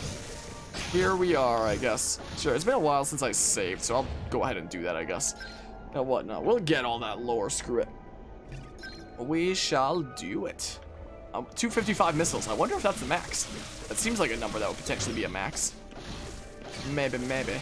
So I gotta go around probably this way to go through that bomb door. That's what I probably gotta do, most likely. But yeah, and then I played, like, I really enjoyed Sly 2. There were some times as a kiddo I needed to take a break from it just because, like, it got a little bit too dark for me as a kid sometimes. Like, it got a little bit too crazy for me to handle. Like, I think the big first part where it got a little bit too crazy for me to handle and I had to take a break as a kid was the third world with Rajan and whatnot. So, like, I played against him in the second world already, but with the third world where things get, like, really crazy and he's doing the stuff with Clockwork's heart. That's where I needed to take a little bit of a break as a kiddo, because I was just like, whoa, what the hell? And then I also needed to take a little bit, what the hell? It says that there's an opening over there, though. And then I also needed to take a break during freaking the Contessa's part, where the gang is, like, locked in jail, and the Contessa's out being evil and stuff, and it creeped the hell out of me as a young kiddo. And freaking, the thing that creeped me out the most about, like, Sly as a kiddo was Clockwork. To the point that it kept on spooking me for a long time. Like, it's still one of those figures that I imagine in my head, and it still is like the slight shivers just from, you know, the impression it gave to me as a kiddo. But I still really wanted to see it through to the end. I saw it through to the end. I love that game. I adore the Sly trilogy to this day. I feel like the Sly trilogy is a really good example of how to handle a trilogy. It's like the perfect example of a beginning, middle, and end. Because it's like the beginning is introducing your characters and giving them a little adventure and whatnot. The middle is actually putting them through some serious hardships and so on. And then the third game is like, the third one is ending the story for them all. The end of the story for the characters. And Sly 3 did a really good job of, you know, giving a conclusion to all of the characters. And then freaking another studio came and freaking threw that all out the window. I was like, yeah, all that conclusion stuff and all the ways these characters were developed. Let's just like throw that all out the window. Like, they could have absolutely made a Sly 4 handled in a completely different way, but they were like, nah, let's just throw everything that the first trilogy did. So Sly 4 doesn't exist to me. But like, that trilogy was a perfect example of a beginning, middle, and end. So like, as a kiddo, seeing that and that being like the way that I kind of got exposed to storytelling in video games, it was very fascinating, you know? So like, I would say to this day the Sly trilogy is my favorite trilogy of games there is. Our favorite trilogy of anything at all might be the How to Train Your Dragon trilogy. Maybe. That's freaking real good. But yeah. So that's what introduced me to storytelling kind of stuff. Despite the bumps along the way of Sly 2 literally spooking me at some points as a kiddo. Despite those few bumps along the way, did eventually make it to the end of that. And that was my introduction to like, whoa, games can like really tell stories and yada yada. Though I didn't understand the full depth of it as a kiddo. It's like nowadays looking back at it, I can start to like really appreciate what it did a lot better than as a kiddo. Understand why I liked it as a kiddo so much. But yeah, that's that whole situation. And then it was later when I got my first handheld console with the Nintendo DS that I was introduced to Pokemon and whatnot. Wait, what the hell? There's gotta be like another thingamabob here. I was in the age range where like most people my age started with the Game Boy Advanced and like Pokemon Generation 3. I only got into like handheld stuff later with Diamond and Pearl as like my first main series games. My first ever Pokemon game that I played was Blue Rescue Team. And then I played Explorers from there and my freaking child mind was shattered. And it's like, get ready for tears because my goodness, those games, absolutely incredible. To this day, Explorers of Sky, that's my favorite game of all time. Even though I never actually played Explorers of Sky at the time, I played Explorers of Time. I only played Explorers of Sky for the first time, like, maybe a little bit under a decade ago? Maybe, I don't know. I only got Explorers of Sky, like, a little bit later. I love me some Mystery Dungeon. I really hope that Explorers gets a DX remake like Rescue Team. Like I theorized, there's probably a good chance of in my PMD video essay. There's a whole bunch of video essays that I've made in hindsight with all these examples and whatnot. Not that different from you, very similar kind of stuff then when it comes to those kinds of things. But yeah, so my first main series Pokemon game was Diamond and Pearl. But my goodness, Blue Rescue Team, that was the game that I got with my Nintendo DS. And picked up Explorers later, and my mind was blown. And I'll never forget how in Blue Rescue Team, after I struggled with Sky Tower, the final dungeon, for so long, and I finally got to Rayquaza and finally beat him. It was in the car, like on the move one day, and my DS ran out of battery. I beat him, and then my DS ran out of battery, and I was not super impressed. I remember exactly what road I was on during that as a kiddo. I remember exactly where we were. It left such an impression on me. Since I've still lived here like all my life and whatnot. It's a road that's just a couple minutes from here. And I remember I was on that road when my DS died. And I was, wait, what the hell? I have to go through the other way. Gosh darn it. So we're going through this way. Guess we're going through this way. But yeah, and that was a game to prove IGN are hypocrites. What freaking Explorers of Sky, my favorite game. Freaking IGN gave my favorite game of all time a 4.9 out of 10. And gives games like Imagine Party Babies a 7.5 out of 10. Good old IGN, huh? You can't spell ignorance without IGN. That's what they say. So these are breakable, huh? Nice. So there's that. Down we go. What the hell do I do here? If I just do this, will it blow that up? Yep. Yep-a-roo. And then I can do this. What does that do for me? Means that I can go through that way. That's what I can do. But yeah, so. Explorers of Sky. Such a dang good game. Not to IGN, though. Definitely not to IGN. Wait. So I can't do things there. The blocks underneath break? Huh. That's interesting. That's very interesting.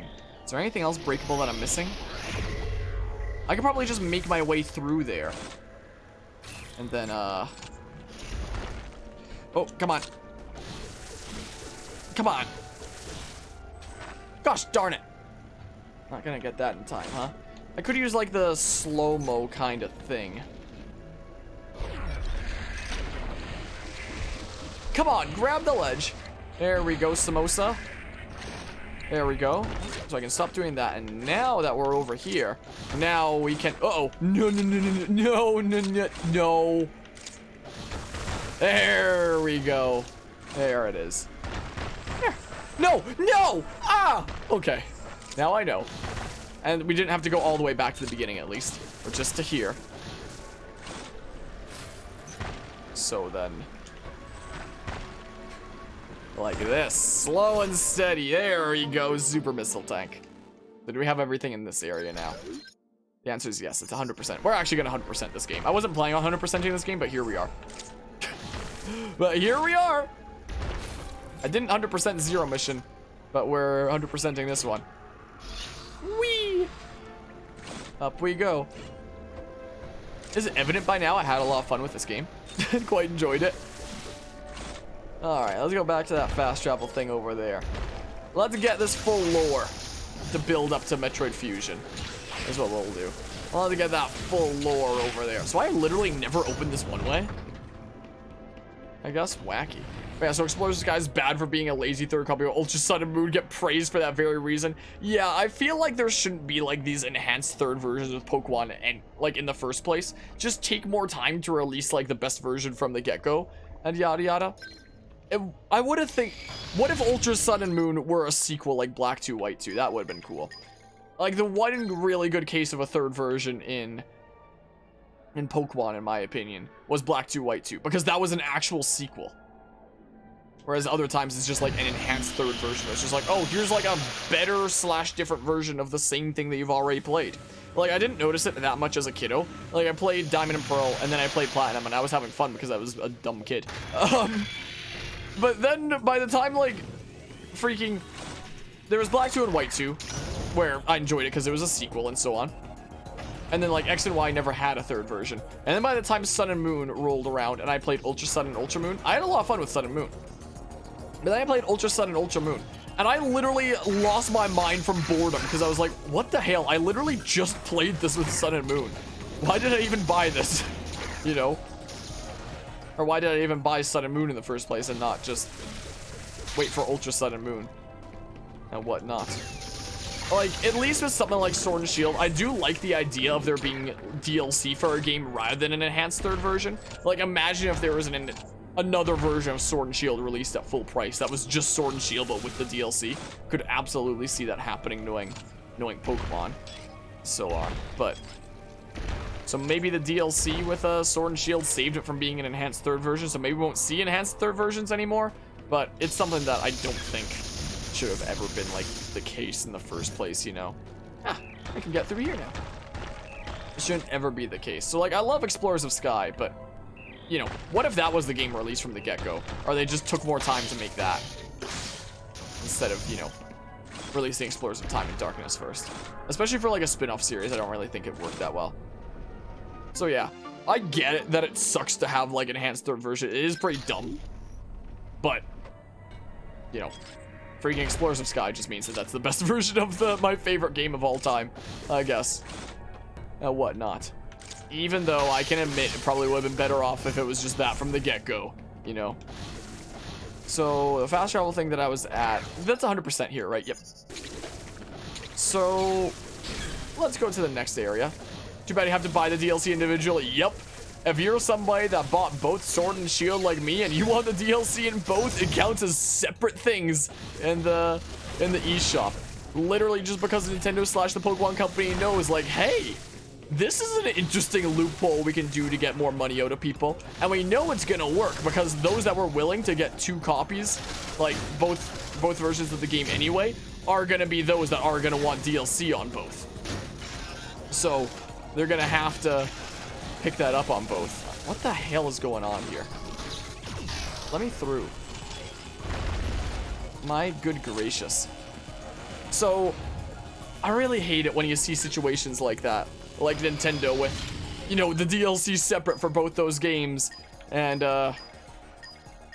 you know, their whole classic game situation. Where it's like, they'll do whatever they can that's easiest that they know that they can get away with. And it's kind of like, oh, yikes. Man, I'm looking over at OBS over here at the Doogie Cam. My room has literally never been this much of a mess before. In like any previous sessions of like any other game. This is literally all stuff for work.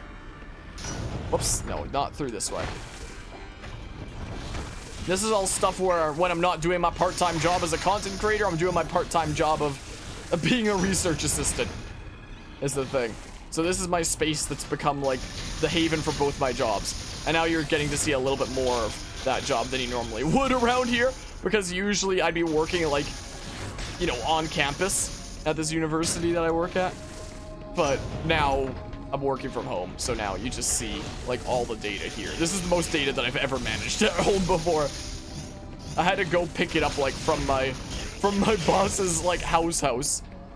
And so I went there and picked up all that stuff and whatnot. You want to break that? Maybe not while I'm doing that.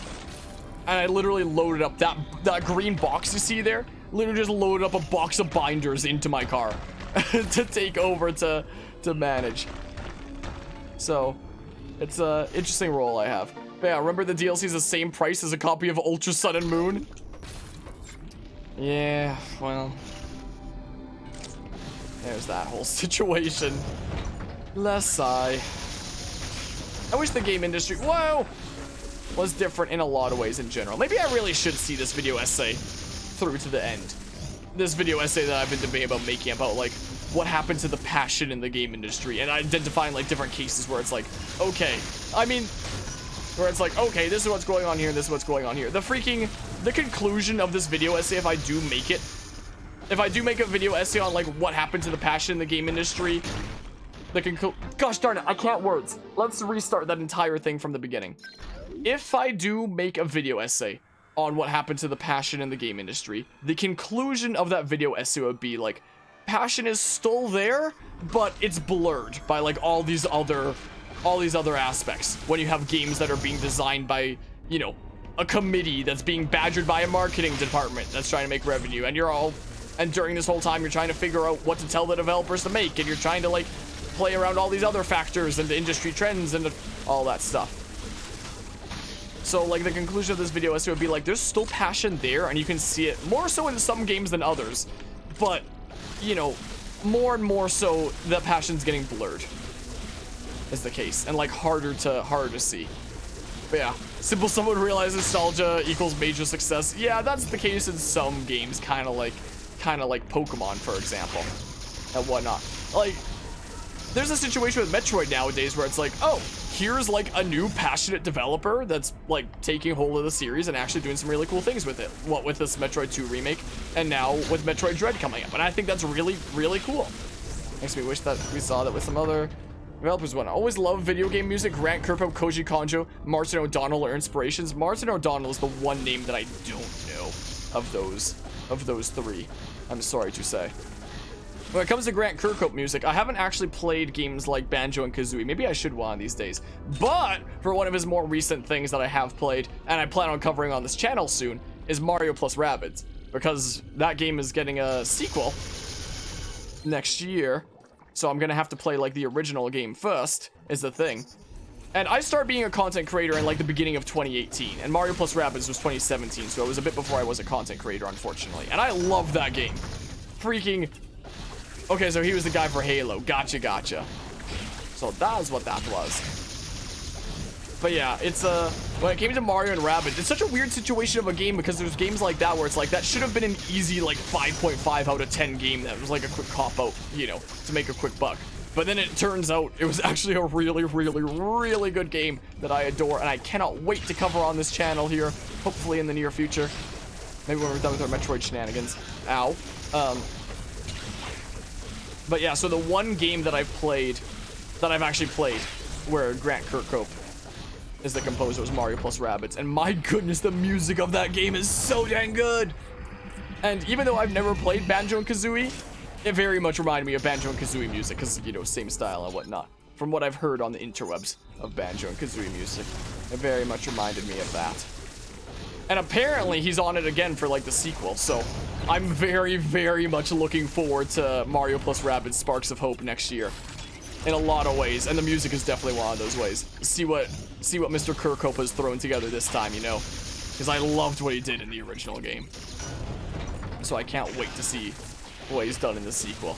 But yeah, talk about your YouTube, but you hate self-promote. You can go ahead and freaking talk about one of the panels that I have in my Twitch description here is like, is a panel called Streamers that basically says, like, hey, if you're a content creator, tell me, well, it says specifically, tell me if you're a streamer, tell me about your stream. But what it should mean is, if you're a freaking content creator, tell me about what kind of content you make. Because I love interacting with other content creators. If someone comes in here just to be like, hey, I'm streaming this other thing on this channel over here, or like, hey, I just got done like editing this project that I'm gonna tell you all about despite you not asking about it, then I'm gonna be like, okay, let's maybe hold the phone there. I had a situation on like YouTube live streaming. I've been trying out YouTube live streaming here and there this year. I tried it out with the new Pokemon Snap first and foremost earlier this year.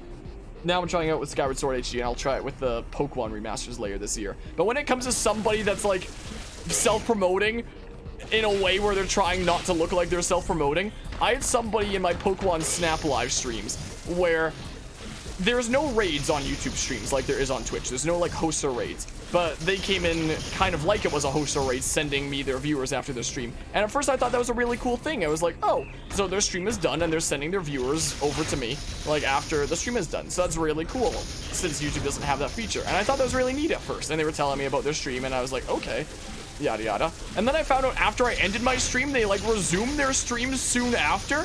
And then like later that week, I streamed some more new Pokemon Snap, and they did like another one of these kind of fake raids to me again.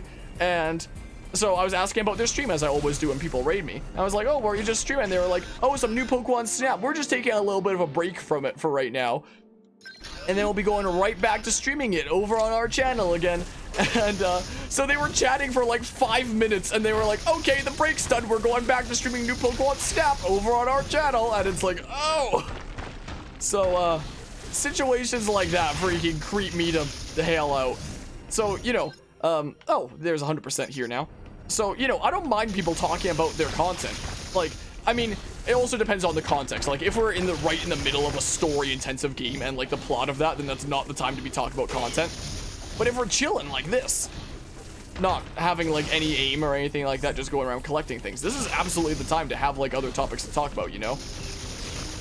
Like, there are times that there are topics that I'm willing to talk about, but people bring in these topics during times that's, like, story-intensive moments of a game, and I'm just like, this isn't the time that I can have these kinds of conversations. And yeah, it really wasn't the best self-promoting with that channel. So that channel kind of creeped me the hell out, and I haven't actually been to their streams since, and they haven't been to mine either, which might be for the best, but it kind of creeped me out, that kind of self-promoting. So I'm fine people talking about their channels as long as it's, you know, during a time that we can have conversations like this. And it's not in the way that that channel was like, where it's like, yep, we're doing the same thing over there. We're just taking a 5-minute break. We're going to go right back to it in case anybody wanted to stop by our channel as well. Let's go ahead and save. Also, let's catch up on things here. Remember watching a review of Mario Bros. U Deluxe? They said, I know how... Dang it. They said, I like how Nintendo claims that F-Zero... They're waiting for a good new idea, yet with Mario, one new power-up is worthy of a new game. It's an interesting take there. And Twitch is for games you like, and YouTube is for sponsoring music from different remixers and artists from DeviantArt. Oh, that's since 2010. So what exactly... I'm not quite 100% sure I understand what the, well, gosh darn it! Content there is sponsoring music? What does that mean? Well, gosh darn it! Like commissioning various remixers? Do you mean by that? To create themes and such? Is that what that means? I assume so. That's the closest guess that I can have. So what do we have here? 85.7%. And that's the bit where we go fight Ridley. So there's any upgrades there that I missed? Nope. That's all done.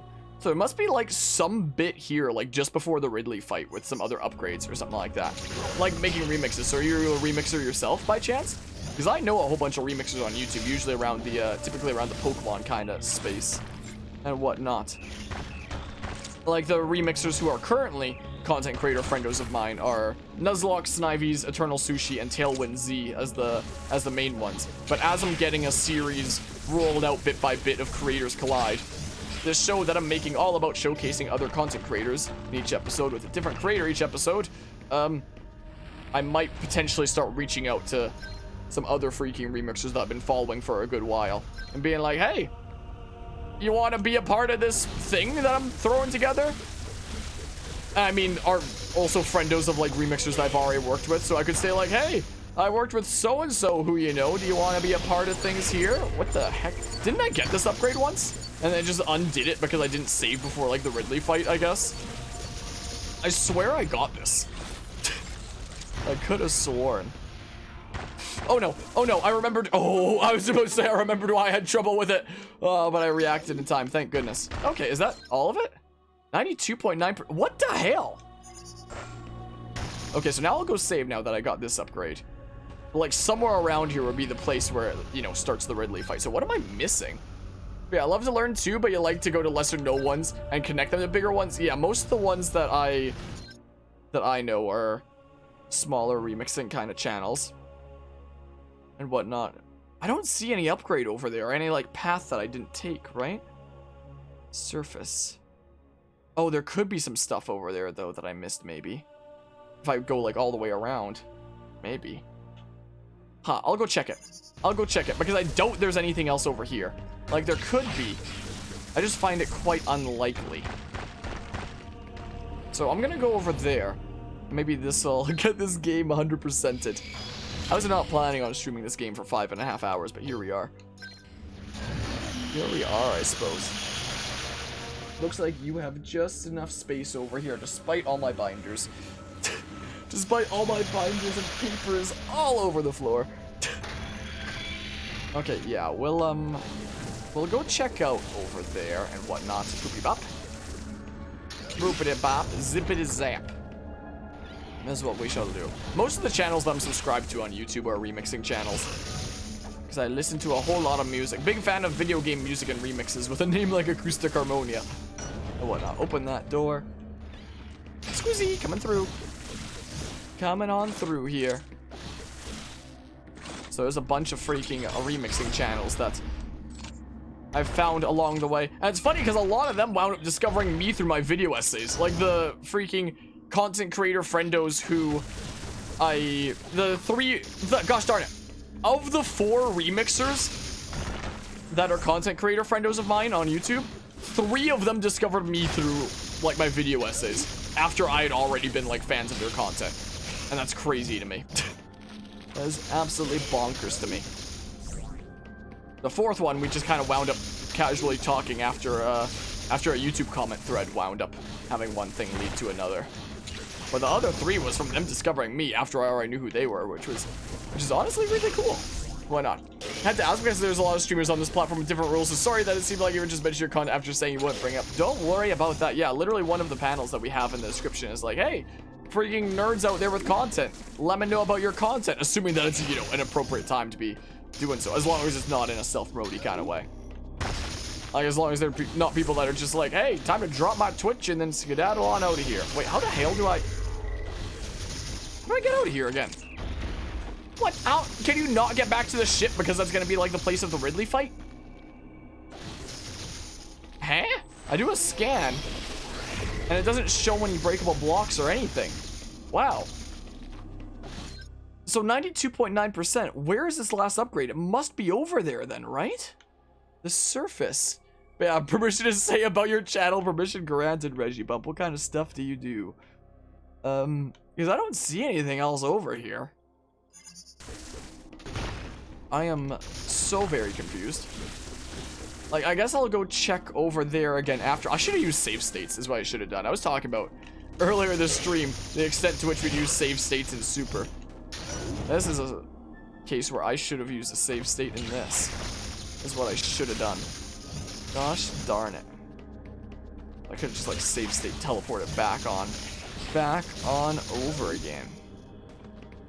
Boopity bop. But yeah, I'm definitely down to talking about topics kind of like that and whatnot, as long as it's not in self-promoting ways and as long as it's at an appropriate kind of time. Yeah, we can load saves or we can just go over to the fast travel thing, so whatever. And whatnot. Tools Remix would love to have them. I mean, there's some free tools like FL Studio and whatnot. I guess Doogie's out of here. This is what she's doing. There's some free software like that can always be used that I've tried using before, but never quite got into. But yeah. Yeah, I didn't grab any items since then, but whatever. We're here, I guess. But yeah, I'm usually down to talk about like most things on this channel. Most of the time. Sometimes we might have to shut down a conversation if it goes certain ways. Like earlier this stream, for example, earlier this session, there was the whole stuff about like the definition of genocide that this game brought about. And eventually we kind of had to be like, okay, let's maybe stop that for a hot second. Is what we'll do. Or there's people coming into the stream where sometimes they'll talk about topics that I'd normally be down to talk about, but you know, if they're done at certain times, like if I'm in the middle of enjoying, you know, a crazy part of like story content of some whatever story intensive game, and somebody comes with like a super deep subject, I'll just be like, this might not be the best time for this, you know. Well, I won't say it, but I'll think it, because I feel weird about saying it. So what the hell? There must be another upgrade like right over here, right? Map out the thing. Map out the thing. I don't know. The whole stream atmosphere can certainly vary. That's all you can say. So what the heck? And this starts the Ridley fight. So what the heck? So there's nothing around there. This got interested in stop motion on YouTube, so you decided to dedicate your YouTube career to making Lego Star Wars stop motion. I don't know if I've ever mentioned this on this channel before, but way before I started this channel, the first time I ever started making like any content at all was on YouTube, and I was fascinated by stop motion, and I started doing Lego stop motion, like way back when, on a channel that probably doesn't exist anymore. Where is this last upgrade? Oh, there's a door here! Like, I don't know if I've ever mentioned that before, but that was like my first ever freaking channel, interestingly enough, was doing that. I had no viewers or anything like that. Like, it wasn't anything that was ever noticed, but wait, what the hell? Huh? Wait, what? Kaboom! Nope, those are one ways. So can I go like part way? Wait. Huh. The channels are ice puns. So you've got Frost Twitch there. And wait a second. Wait a hot second here. Oh, but that's a one way, so I gotta like... I can missile this and then get over there. Okay. Okay. Here we go. Something like that. Always had Frost in it. Gosh darn it.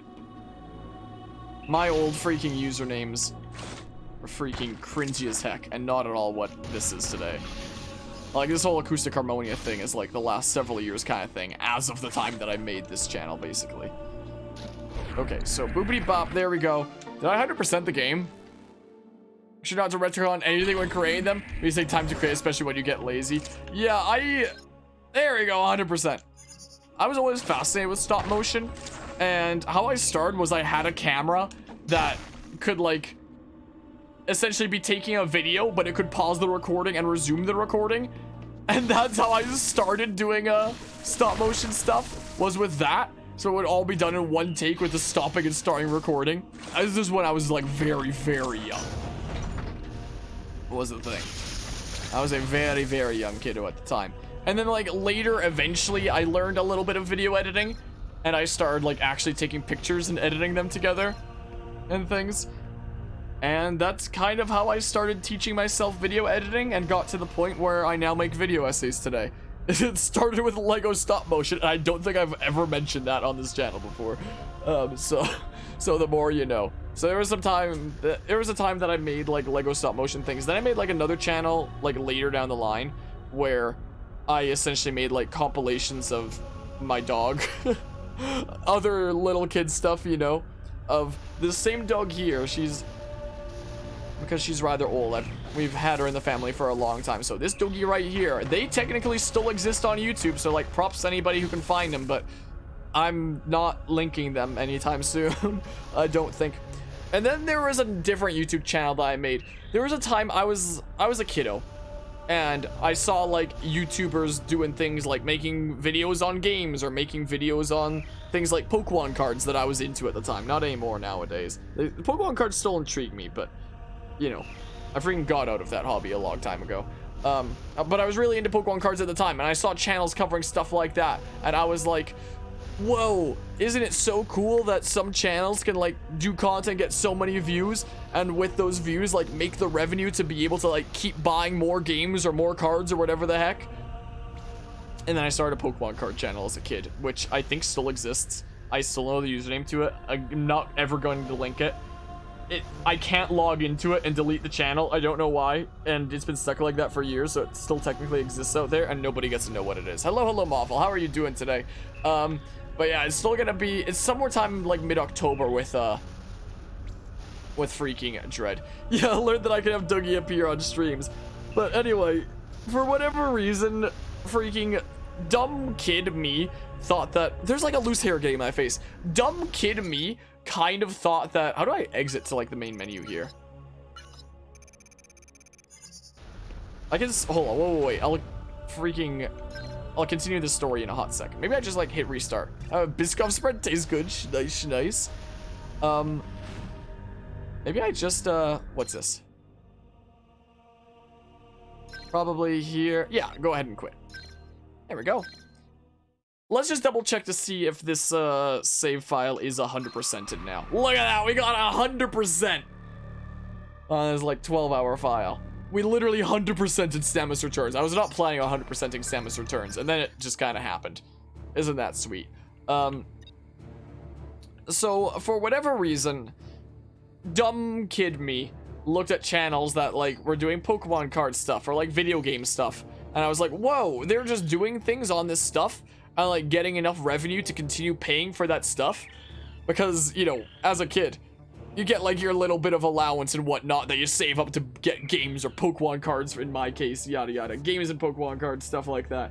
So I was like, what if I made a channel that totally did that as well, got enough revenue and like paid for itself, like I could get things like Pokemon cards for free, is what dumb kid me thought. And I started like a Pokemon card channel way back that only had like a few videos that like, I haven't checked in on the channel in years. I still think that like it's gotten basically no attention. Hopefully it stayed that way.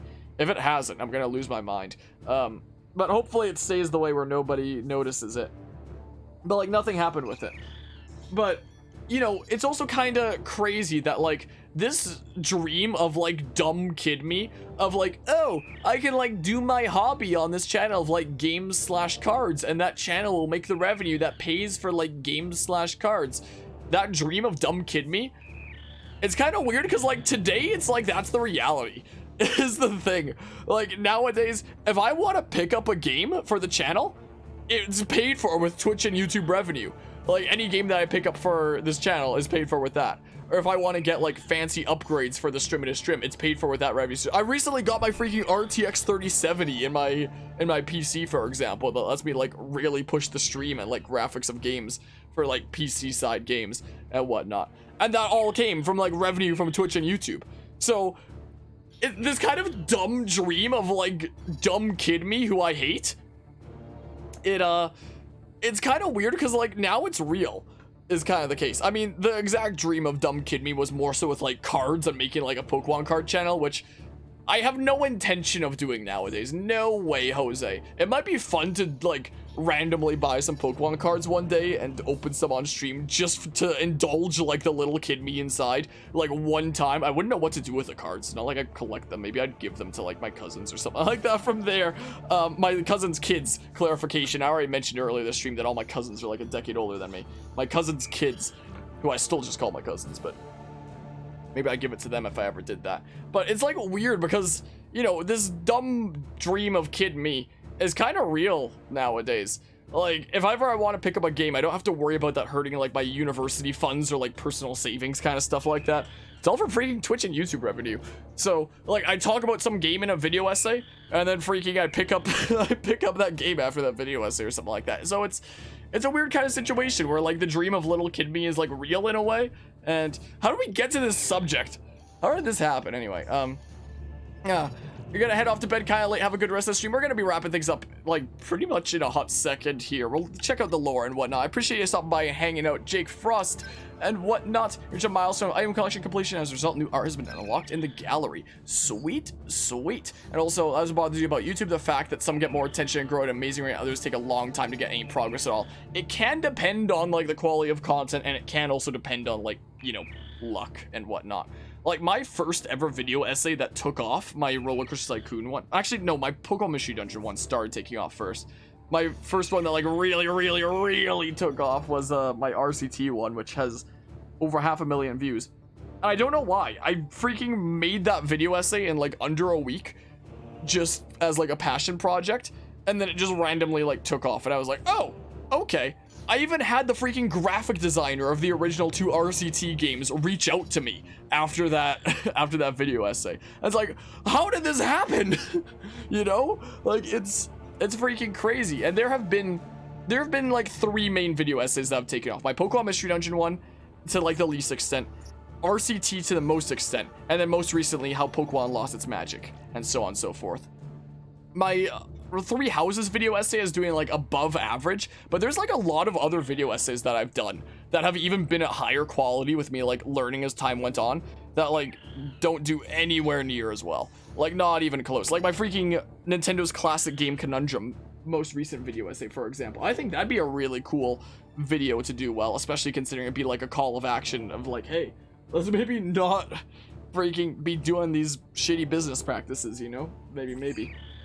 But you know, so there's stuff like that. So when it comes to me publishing a new video essay, it literally feels like lottery tickets is kind of what it's like. It's kind of what it's like, and that's kind of what it felt like on YouTube. I was like a 100 to 200 sub channel for like 2.5 years, something like that. And then all of a sudden, the past like year and a half-ish, something like that, I have some video essays that are doing well, and I pursue that as my niche, and all of a sudden, like, the channel's approaching 8,000 subs. Like, we're gonna eventually there's the goal of hitting 10K. We'll see whenever that happens, I guess, if/when that happens. It seems like it will, that it's just a matter of time, is what it's seeming like with the way video essays are going. But, like, it's crazy that just kind of happened after I was experimenting with a lot of different ways to find my niche. I didn't know what my niche was. I tried a lot of different things. I tried some simple speed art things. I tried making game guides to things like Dead by Daylight and Fire Emblem. And then video essays started doing well for themselves, and it makes sense. Like, there's not a lot of people doing, like, video essays on YouTube, so, you know, it's a somewhat untapped kind of niche. Like, there are some people doing that kind of thing, maybe not with the same kind of depth that I do with, you know, my freaking background studying game design and whatnot, so some aspects I can analyze more in depth than sometimes, not always. It depends on the situation, depends on the video essay. My more analytical ones are usually ones that get less views anyway, but I eventually found that as my niche and started pursuing that, and that's what the channel is like today. But what if I never had a video essay that did well, and I was still, you know, freaking bumbling around trying a bazillion different things to figure out what my niche should be, you know? What state would the channel be in right now? So, you know, I don't know.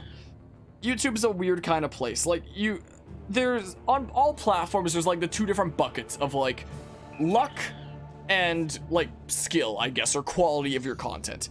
Like, and it's gonna be different for each platform how much is in each bucket. But I mean, no matter how lucky you get, if you don't have good content, then it's not gonna be going anywhere, even if the algorithm would have really liked it, if no one's gonna watch it because it's not any good. So you need to be having good content in the first place. But then, how lucky are you going to get with that, and whatnot? And how many measures do you take to, like, increase that luck? With things like a proper thumbnail and title that, like, really hook a viewer in, a good intro to your video and stuff like that, branching out to different platforms. Like, there are definitely methods that you can do to, like, you know, have more luck in your favor, but you can never guarantee things in this industry and whatnot. Like, the content creator who inspired me to start out on Twitch in the first place, the first ever streamer that I tuned into was a Dead by Daylight streamer back in, like, late 2016 that had anywhere from, like, 10 to 20 viewers, and he was streaming because he, you know, couldn't be doing any other work at the time because he had recently moved to Canada to be with his wife. and he didn't have his work permit yet, so he figured he may as well stream because he couldn't be working during that time anyway, so may as well take that time streaming. So he started streaming, and so on and so forth. And one thing led to another, and he wound up getting partnered, wound up making a job out of it. He wound up growing with Dead by Daylight as that game started getting off the ground, and started doing that full time. And nowadays is actually one of the biggest Dead by Daylight streamers on the platform, known as Otofu. Anybody that follows the Dead by Daylight space may recognize the name. But it was interesting, especially into like his first couple of years of going full time with Twitch stuff. He would sometimes be asked, like, when did you get confident that you could do like streaming as a job and be able to rely on that? And his answer was never. Like, I was never confident in it. Still or not. I haven't talked to him about that subject in like a good while. It's been a great many years, but especially during like the early days, at least, he was saying like, when it comes to content creation, every paycheck could be like random, you know? You don't know how it's going to turn out. So it's an industry where you can't really, you know, realistically rely on it. And there are some other streamers that I've talked to, like in my recent episode of Creators Collide with X-Ray Blacksmith that'll be releasing in a couple days time at the time of streaming this. It'll already be up by the time this video is uploaded. We were talking about how some Twitch partners will oftentimes have to take a break from streaming just to like go make income off of like a real job and whatnot, and come back to streaming at some point later when they feel more confident that they have more of a buffer to work with, I guess. So content creation is a bit of a sketchy kind of thing where you don't know how things are going to work out, you know?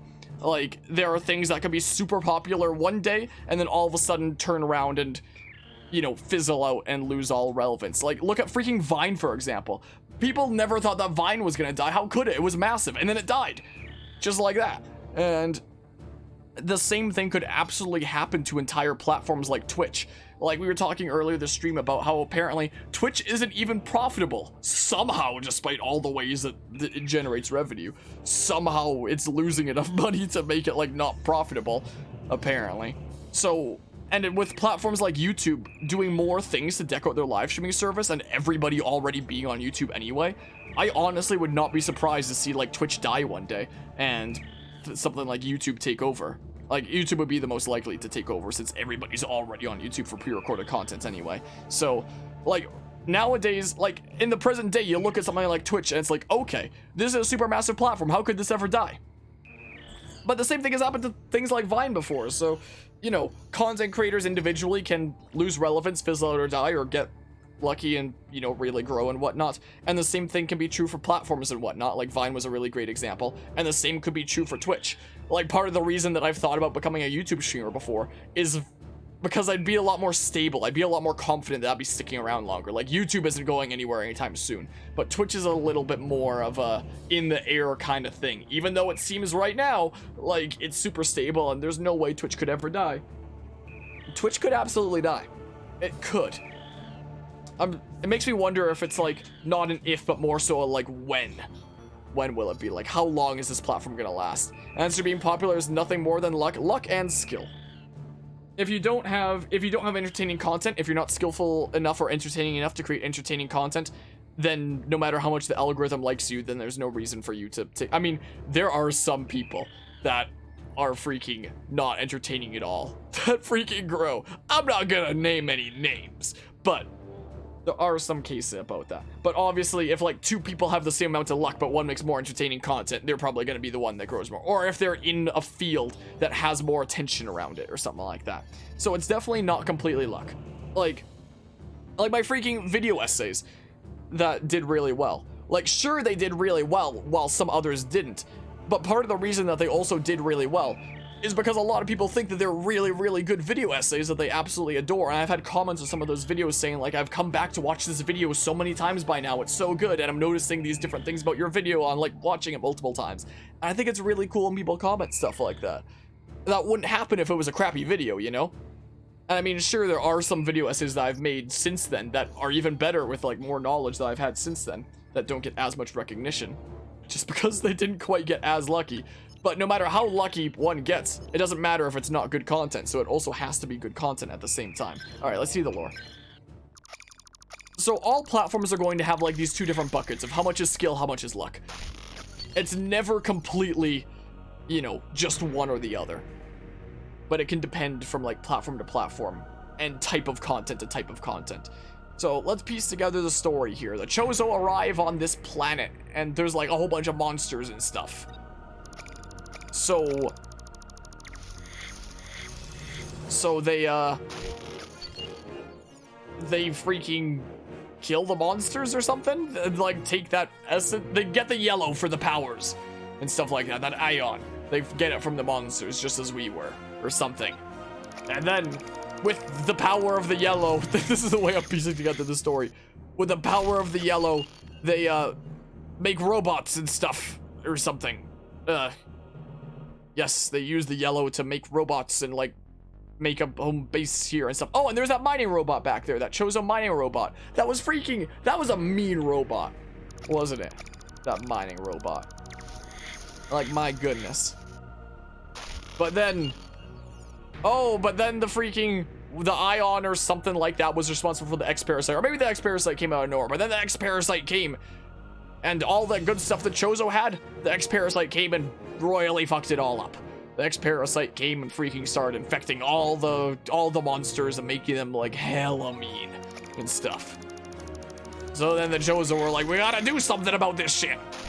So they made the Metroid, the thing that combats the X-Parasite. You can see the X-Parasite thing Bob in the top left on the scanner. They're like, hey, this is the thing that combats X-Parasite. We made the ultimate countermeasure thing. So they unleashed it. They unleashed the Metroids, and then bam! The Metroids are eating all the X-Parasite kind of stuff and dealing with that virus, keeping it in check. And then they got peace back to their land. They were able to live peacefully with the Metroids that were keeping them safe from the X-Parasite and stuff. Living wonderful, happy lives. But then, the Metroids decided they wanted to be assholes too. So they started wreaking havoc. And being like, surprise, Chozo assholes, we're mean too. Time for us to start messing shit up. And that's what they did. Chozo were like, oh no! So they sealed them away. On the freaking planet. They were like, screw this shit. We made a whole mess here. This freaking Metroid and X-Parasite mess can just fight each other here. We're getting the hell out of Dodge. They're sealed away under this acid and stuff. And there was much rejoicing.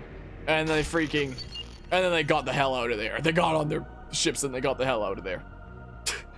Is that the story that's meant to be portrayed here? Whoa. Did I get it roughly right? What is this? 100% bonus? 2D out of 10?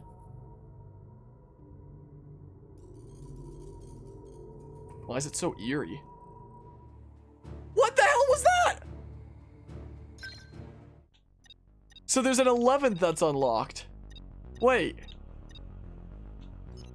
So, I don't know how much of the lore I freaking got right there. I assume it was like roughly right. I probably didn't get everything 100% right with my dumb interpretation there. But, probably roughly right anyway. We actually just 100%ed the game, Gangster Samrat.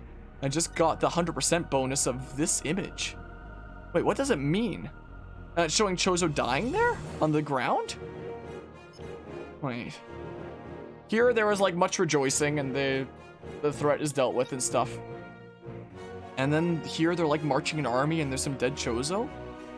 Wait, what is the meaning of this? I want to Google this now. What is going on here? Hold on. Let's see here. Metroid Samus returns. Chozo memories. Explained? Maybe? Hi, silly dookie. Hi. Chozo memories. Hold on. We don't know what it means. So is it something that's maybe going to be explained in like Metroid Dread? So it must be related to Dread. Huh. Now that's interesting. Because it looks like they're kind of marching off to... Looks like there's some sort of a war or something is kind of what it looks like. Let's see here. A list of memories. So, hold on. I'm gonna look at this on the Metroid Wiki while we're going through them here. Hold on.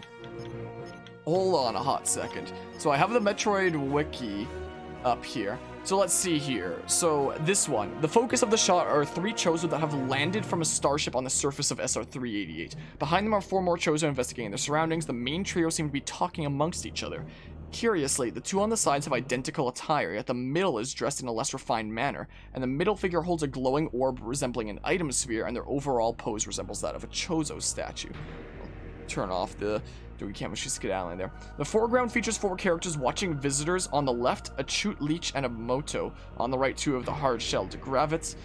Besides a spaceship the Chozo landed with, the sky houses 3 other ships. They have a different design than the main ship, favoring a vertical alignment rather than horizontal. The ever-present aurora is particularly vibrant in the night sky, and a black hole can be seen to the right, particularly obscured by the surface's rough terrain. One last feature is the trapezoidal pyramid structure in the back right. These structures are seen primarily throughout the surface and Area 1, but can also be found in other areas. Okay, so then image 2 here with this one. They're taking the yellow and stuff like that. In the front there is a Chozo scientist collecting an ion orb dropped by a dead horn node. Many Gulags are seen feasting on other horn nodes, some even lifting them into the air. On the left, another Chozo scientist is investigating the ion orb in a holographic structure. Similar holographs can be seen around both Chozo arms. Many subterranean caves with water and stalactites can be found in Area 2. This evidence suggests that Area 2 is a setting of this image. Enjoy your stream. We're gonna be wrapping up soon after we're through the lore. I appreciate you stopping by, hanging out. Reggie Bump, have a good night or day with like time differences and stuff. So I was right about the freaking yellow and whatnot. And then here, in the front, 3 Chozo scientists are present, 2 of which are analyzing a couple Sumori and 3 unknown insects. Behind them is a large number of robot smalls and robot bigs. That's literally what they're called. These robots are marching out of the large complex featured in the area, with a digger knot sitting at the entrance. The Goliath is seeming to be inspected or worked on by 2 Chozo engineers. 3 Halcyons can be seen flying above the troop. Overseeing the marching digger bots is a squad of Chozo soldiers in battle armor with the iconic Varia suit shoulder pads. Oh, interesting. They bear glowing blue shields, diamond-shaped and tall as the Chozo themselves. In the lower part of the caverns, a Chozo watches as some digger bots tear through the earth and uncover a bright yellow substance, possibly ion energy, illuminating the underside of the nearby rocks and walls. Could be something related to the X-Parasite. That's yellow too. Hey, silly doggy. You wanna relax here? The orange atmosphere in the background, as well as the presence of certain robots and wildlife, suggests that Area 3 is the setting of this image. Okay, so then 4. Let's see here. 3 horn nodes are in varying stages of infection from the X-Parasites. Pre-infection, during the process, and the resulting infected variant. The caverns are flooded with the X, and some have taken to attack the Chozo. A couple of parasites can be seen splatted against the soldiers' heads. The X seem to glow, as seen on the surface of surrounding objects in uninfected horn node, but the glow intensifies when the parasite overwhelms its victim. Blue and purple crystals are seen in the background, much like those seen in Area 4. This evidence suggests that Area 4 is the setting of this image. Huh. This game really is so much more than a remake. My goodness gracious. The room is a laboratory with an open chamber in the middle that is filled with strands of a green cohesive substance. The same substance is covering the creature that is the focus of the shot, a Metroid larva. Surrounding the released Metroid are Chozo scientists overlooking the creature and equipment. Display monitors feature an X-Parasite, a Metroid, a planet that's possibly SR-388, one with intermediate text, and a last one with an object that is difficult to identify. More larvae can be seen incubating in chambers. The laboratory setting, including several pieces of equipment seen in the game itself, strongly suggests that Area 7 is the setting of this image. So that was like that one freaking kind of lab-looking stuff that we were going through, huh? Alright, 6. The Chozo scientists and soldiers can be seen in the background. In front of them are the chambers from the lab, opened. The Metroid larvae are flying out of said chambers and attacking the X and their mimics. There are a couple of Metroids with X inside their talons, and one that is actively draining the energy from an X-infected horn node. The scene takes place in a desolate canyon-like area, with large bones visible in the background. This evidence suggests that Area 6 is the setting of this image. Okay. 7. 2 Chozo scientists stand over the ground with cracks that seep yellow light. Behind them are more Chozo that are overwhelming a spherical hologram, likely of SR-388. A Chozo warrior watches the Metroids that are floating above, with his shield raised, one of which is attacking the solo X-Parasite. Robot smalls and robot bigs can be seen in the background, and the digger knot looms overhead. Wait, there's the digger knot? Oh, there it is! That freaking thing that we had to take out. That was so mean. Yellowish green light can be seen pouring into the cave roof. This evidence suggests that Area 1 is the setting of this image. Oh. Interesting. So, Metroids have metamorphosized, the larvae have fallen to the floor, and alpha Metroids are shedding out of them. The recently molted Metroid husks still laying on the ground are partially covered in a green substance. Once tame around their creators, the creatures have gained severe aggression and are now attacking the Chozo. 2 Chozo soldiers have fallen to the creatures in this shot, one of which is in an alpha's jaws and the other knocked off the side of a cliff with an alpha chasing after them. Oh, I'm now seeing these details. One warrior wields a spear in defense while 2 more escort the overseers out of the area. The yellow light is very prominent in this shot, once again coming up from the ground and illuminating the underside of objects. These are very spicy arts as well, aren't they? A Chozo seal is the focus of the memory, as is the purple liquid filling the chamber. 2 overseer Chozo are on the podium in front of the seal, 3 warriors brandishing spears holding back the invading Gamma Metroid while the room is filled. One looks back towards the overseers. Only 1 Chozo seal with the maximum 10 slots is seen in-game, in Area 3. This evidence suggests that Area 3 may be the setting of this image. However, this may also be excused by artistic license, since none of the ornate structures seen around the Chozo seal in this memory match the environment of the Chozo seal in Area 3. So it's just kind of meant to be generic, kind of show them doing the seal and whatnot. 6 Chozo overseers and scientists, the center's arms outstretched, are seen communicating with a new Chozo figure having returned to the surface. The new figure's attire is simple, an ornate headpiece, draping cloak, and plating covered arm. Only the Chozo's left arm is outstretched, and right one is folded up over to the left side. In the back, a battalion of Chozo soldiers can be seen at attention. Above the crowd is a starship with the same design as the one seen in the first memory. However, this ship's thrusters are active. On the right is a large black structure with a blue glow at the top, and another can be seen in the far back behind the battalion. Whatever those structures are. We saw a few of them like upside down in the... You are so attention-seeking right now. She probably wants me to go to bed, is what's going on. She only spends the night here as long as I'm awake, and then she goes to, like, her actual bed once I've gone to bed. So, what she's doing here is probably, like, begging me to go to bed already, because I'm up very late. 11 out of 11. When it is unlocked, the triumphant prologue music comes to an end, and a distorted screech sounds. The colors on Memory 10 are replaced by an ominous red tint, and the heavy contrast distorts the image. When it refocuses, a new picture, labeled as 2D out of 10 the first time it is viewed, appears that keeps the red and black coloration. I need to flip to that image. An eerie track plays over the scene before the memory fades, but does not play when the image is viewed subsequently. The 6 Chozo overseers and scientists lie on the ground, dead or dying with smoke rising from their bodies.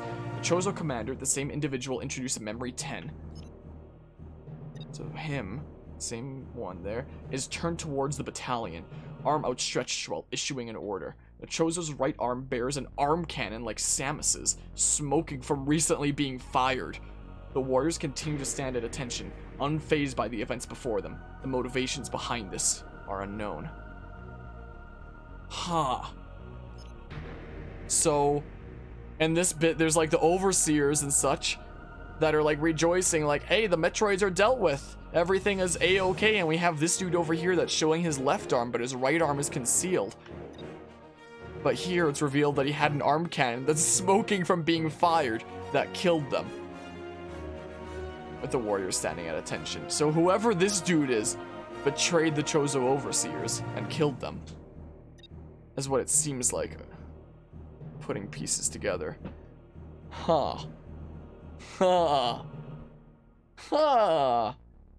Trivia. Memory 11's implications of a malicious group of Chozo is the first to depict the bird-like race in this manner, not counting the Chozo oh dang it, it freaking moved. Not counting the Chozo ghosts as they were corrupted by Phazon to act malicious, this is a Metroid Prime thing, as they have always been instead described as benevolent and good-intentioned beings throughout the games prior to Metroid Samus Returns. A non-canon narrative. So, there's also a non-canon narrative story called The Blood of the Chozo, released by Nintendo Power, focusing on attacks by a radical group of Chozo calling themselves the True Chozo. According to Sakamoto, the last memory is implying something about the Chozo's fate, but for the time being, he would like to keep the fans guessing. So it will be something like done in Metroid Dread. I'm really, really glad I 100%ed this game now. Because I would have missed that otherwise. So thank goodness I kept rambling and 100%ed this game. Let's see here. The 2D out of 10, after dividing the numbers and taking into consideration of the red color, could be interpreted as 5D, red, likely foreshadowing the upcoming Metroid Dread, which is also titled Metroid 5. Huh. The Chozo commander depicted in the last 2 scenes will appear in Metroid Dread. It is possible that this game will explain the Chozo memories and the character's intentions. Huh. So, this guy right here. This guy that's like concealing his arm cannon in the cloak there in front of the elders or whatever the heck, the Chozo leaders, whatever the hell. This dude here that winds up killing them with the Samus arm cannon looking thing, since her suit was designed by the Chozo and whatnot. It makes sense. He's gonna be a Dudo in Metroid Dread. And we've seen it like some of the gameplay footage of Dread so far. Yeah, a live Chozo in the Dread trailer. Do you think that'd be him? Because the live Chozo in the Dread trailer that we saw was like Samus does a thing, a freaking Chozo does a thing on a switch, then all of a sudden Samus gets more powerful. So it seemed kind of like the Chozo in that trailer was like activating a part of her power suit almost, if I'm thinking of the right thing. Maybe it would be different Chozo? Because it seems like one that's maybe more malicious, or maybe the Chozo that he killed were actually bad ones and he was doing that as a good thing. I mean, the red seems to imply evil. Huh. I'm really, really glad I 100%ed this game now and got that, considering that's gonna most certainly come to play there. So I guess towards the end of production of Metroid Samus Returns, there must have already been plans in the works for, you know, that studio taking over Metroid Dread, with this seemingly being the kind of setup to that. Huh. That is very intriguing. I guess we'll be finding out in a few months' time, won't we? Or a couple months' time now. Time flies. We're getting closer and closer to Dread, so now I want to know the answer. So, well, I guess we'll know the answer here soon. Soon enough. But yeah, so I guess that is a very interesting way to end off Samus Returns. As I was saying before, I had a lot of fun with this game. This was a good game. I quite enjoyed this. This was really good. So next we'll be hopping into Super Metroid, and then Metroid Fusion, and then we'll be ready for Dread. I might be taking a little bit of a break. Like, it was just a few day break between Zero Mission and Samus Returns. Like, I freaking beat Samus Returns, and then immediately hopped into, or I beat Zero Mission, then immediately hopped into Samus Returns. Might take a little bit more of a break this time. On YouTube, you won't even notice a difference because the whole daily upload schedule and whatnot. But yeah, Super Metroid next. Super Metroid is the one you actually played. Yeah, that'll be our next one here. Is what we'll do. Maybe I'm not sure what I'll do for a layout for Metroid Dread yet. Because, like, something like a 3DS like this has to be, you know, smaller than full screen, because you have, like, the 2 screens that you have to put in different ways. With the Game Boy Advance, I also did, like, a screen that wasn't quite full screen, just for the sake of, you know, it's a Game Boy Advance game, so it's not gonna make that much of a difference. And with how pixelated, you know, Super Metroid is, I might do something very similar to these layouts. I might do the same kind of thing. I might just use the Game Boy Advance layout and just, like, shrink it a little bit. Usually for games that are full screen, I'll just leave them be full screen and whatnot, because I figure may as well use that space. But I might do something slightly smaller for Super Metroid. We'll see. I might just use the same layout that I did for Zero Mission. We'll see. We'll see. But yeah, now this is getting me in hot anticipation for Dread here. I'm kind of really glad that we decided to do, you know, the first 4 Metroids, latest versions of them, up to Dread, in preparation for Dread. And yeah, we'll see how this goes and whatnot. I had fun. By the time we start Super Metroid, I should be done with this little project right here to replace my screens that you're about to see right now as we end the stream. This thingamabob right there. We should have the replacement, this thing that I'm working on, done by the time we start Super Metroid. Most likely. So once we start the next playthrough, this will probably be our new screen once it's done. Our new screens there. So that'll be something new and different. So, yeah. So, yeah, there's that. With that, thanks all who stopped by and hung out, both during this stream and, like, Samus Returns stuff in general. You have Metroid stuff in general. Even stuff with this channel in general. Thank you all for spending time here. Could be spending time doing anything else at this time but spending time here. It's already so much more than I could ever ask for. So thank you all so much. I'm looking forward to Super Metroid. I am gonna miss parts of this game, like the free aim, when we do Super Metroid Infusion, but I am looking forward to them at the same time, because I've heard, like, very good things. So, let's continue this story in the near future here. So, until then, until next time, take care all, and see ya.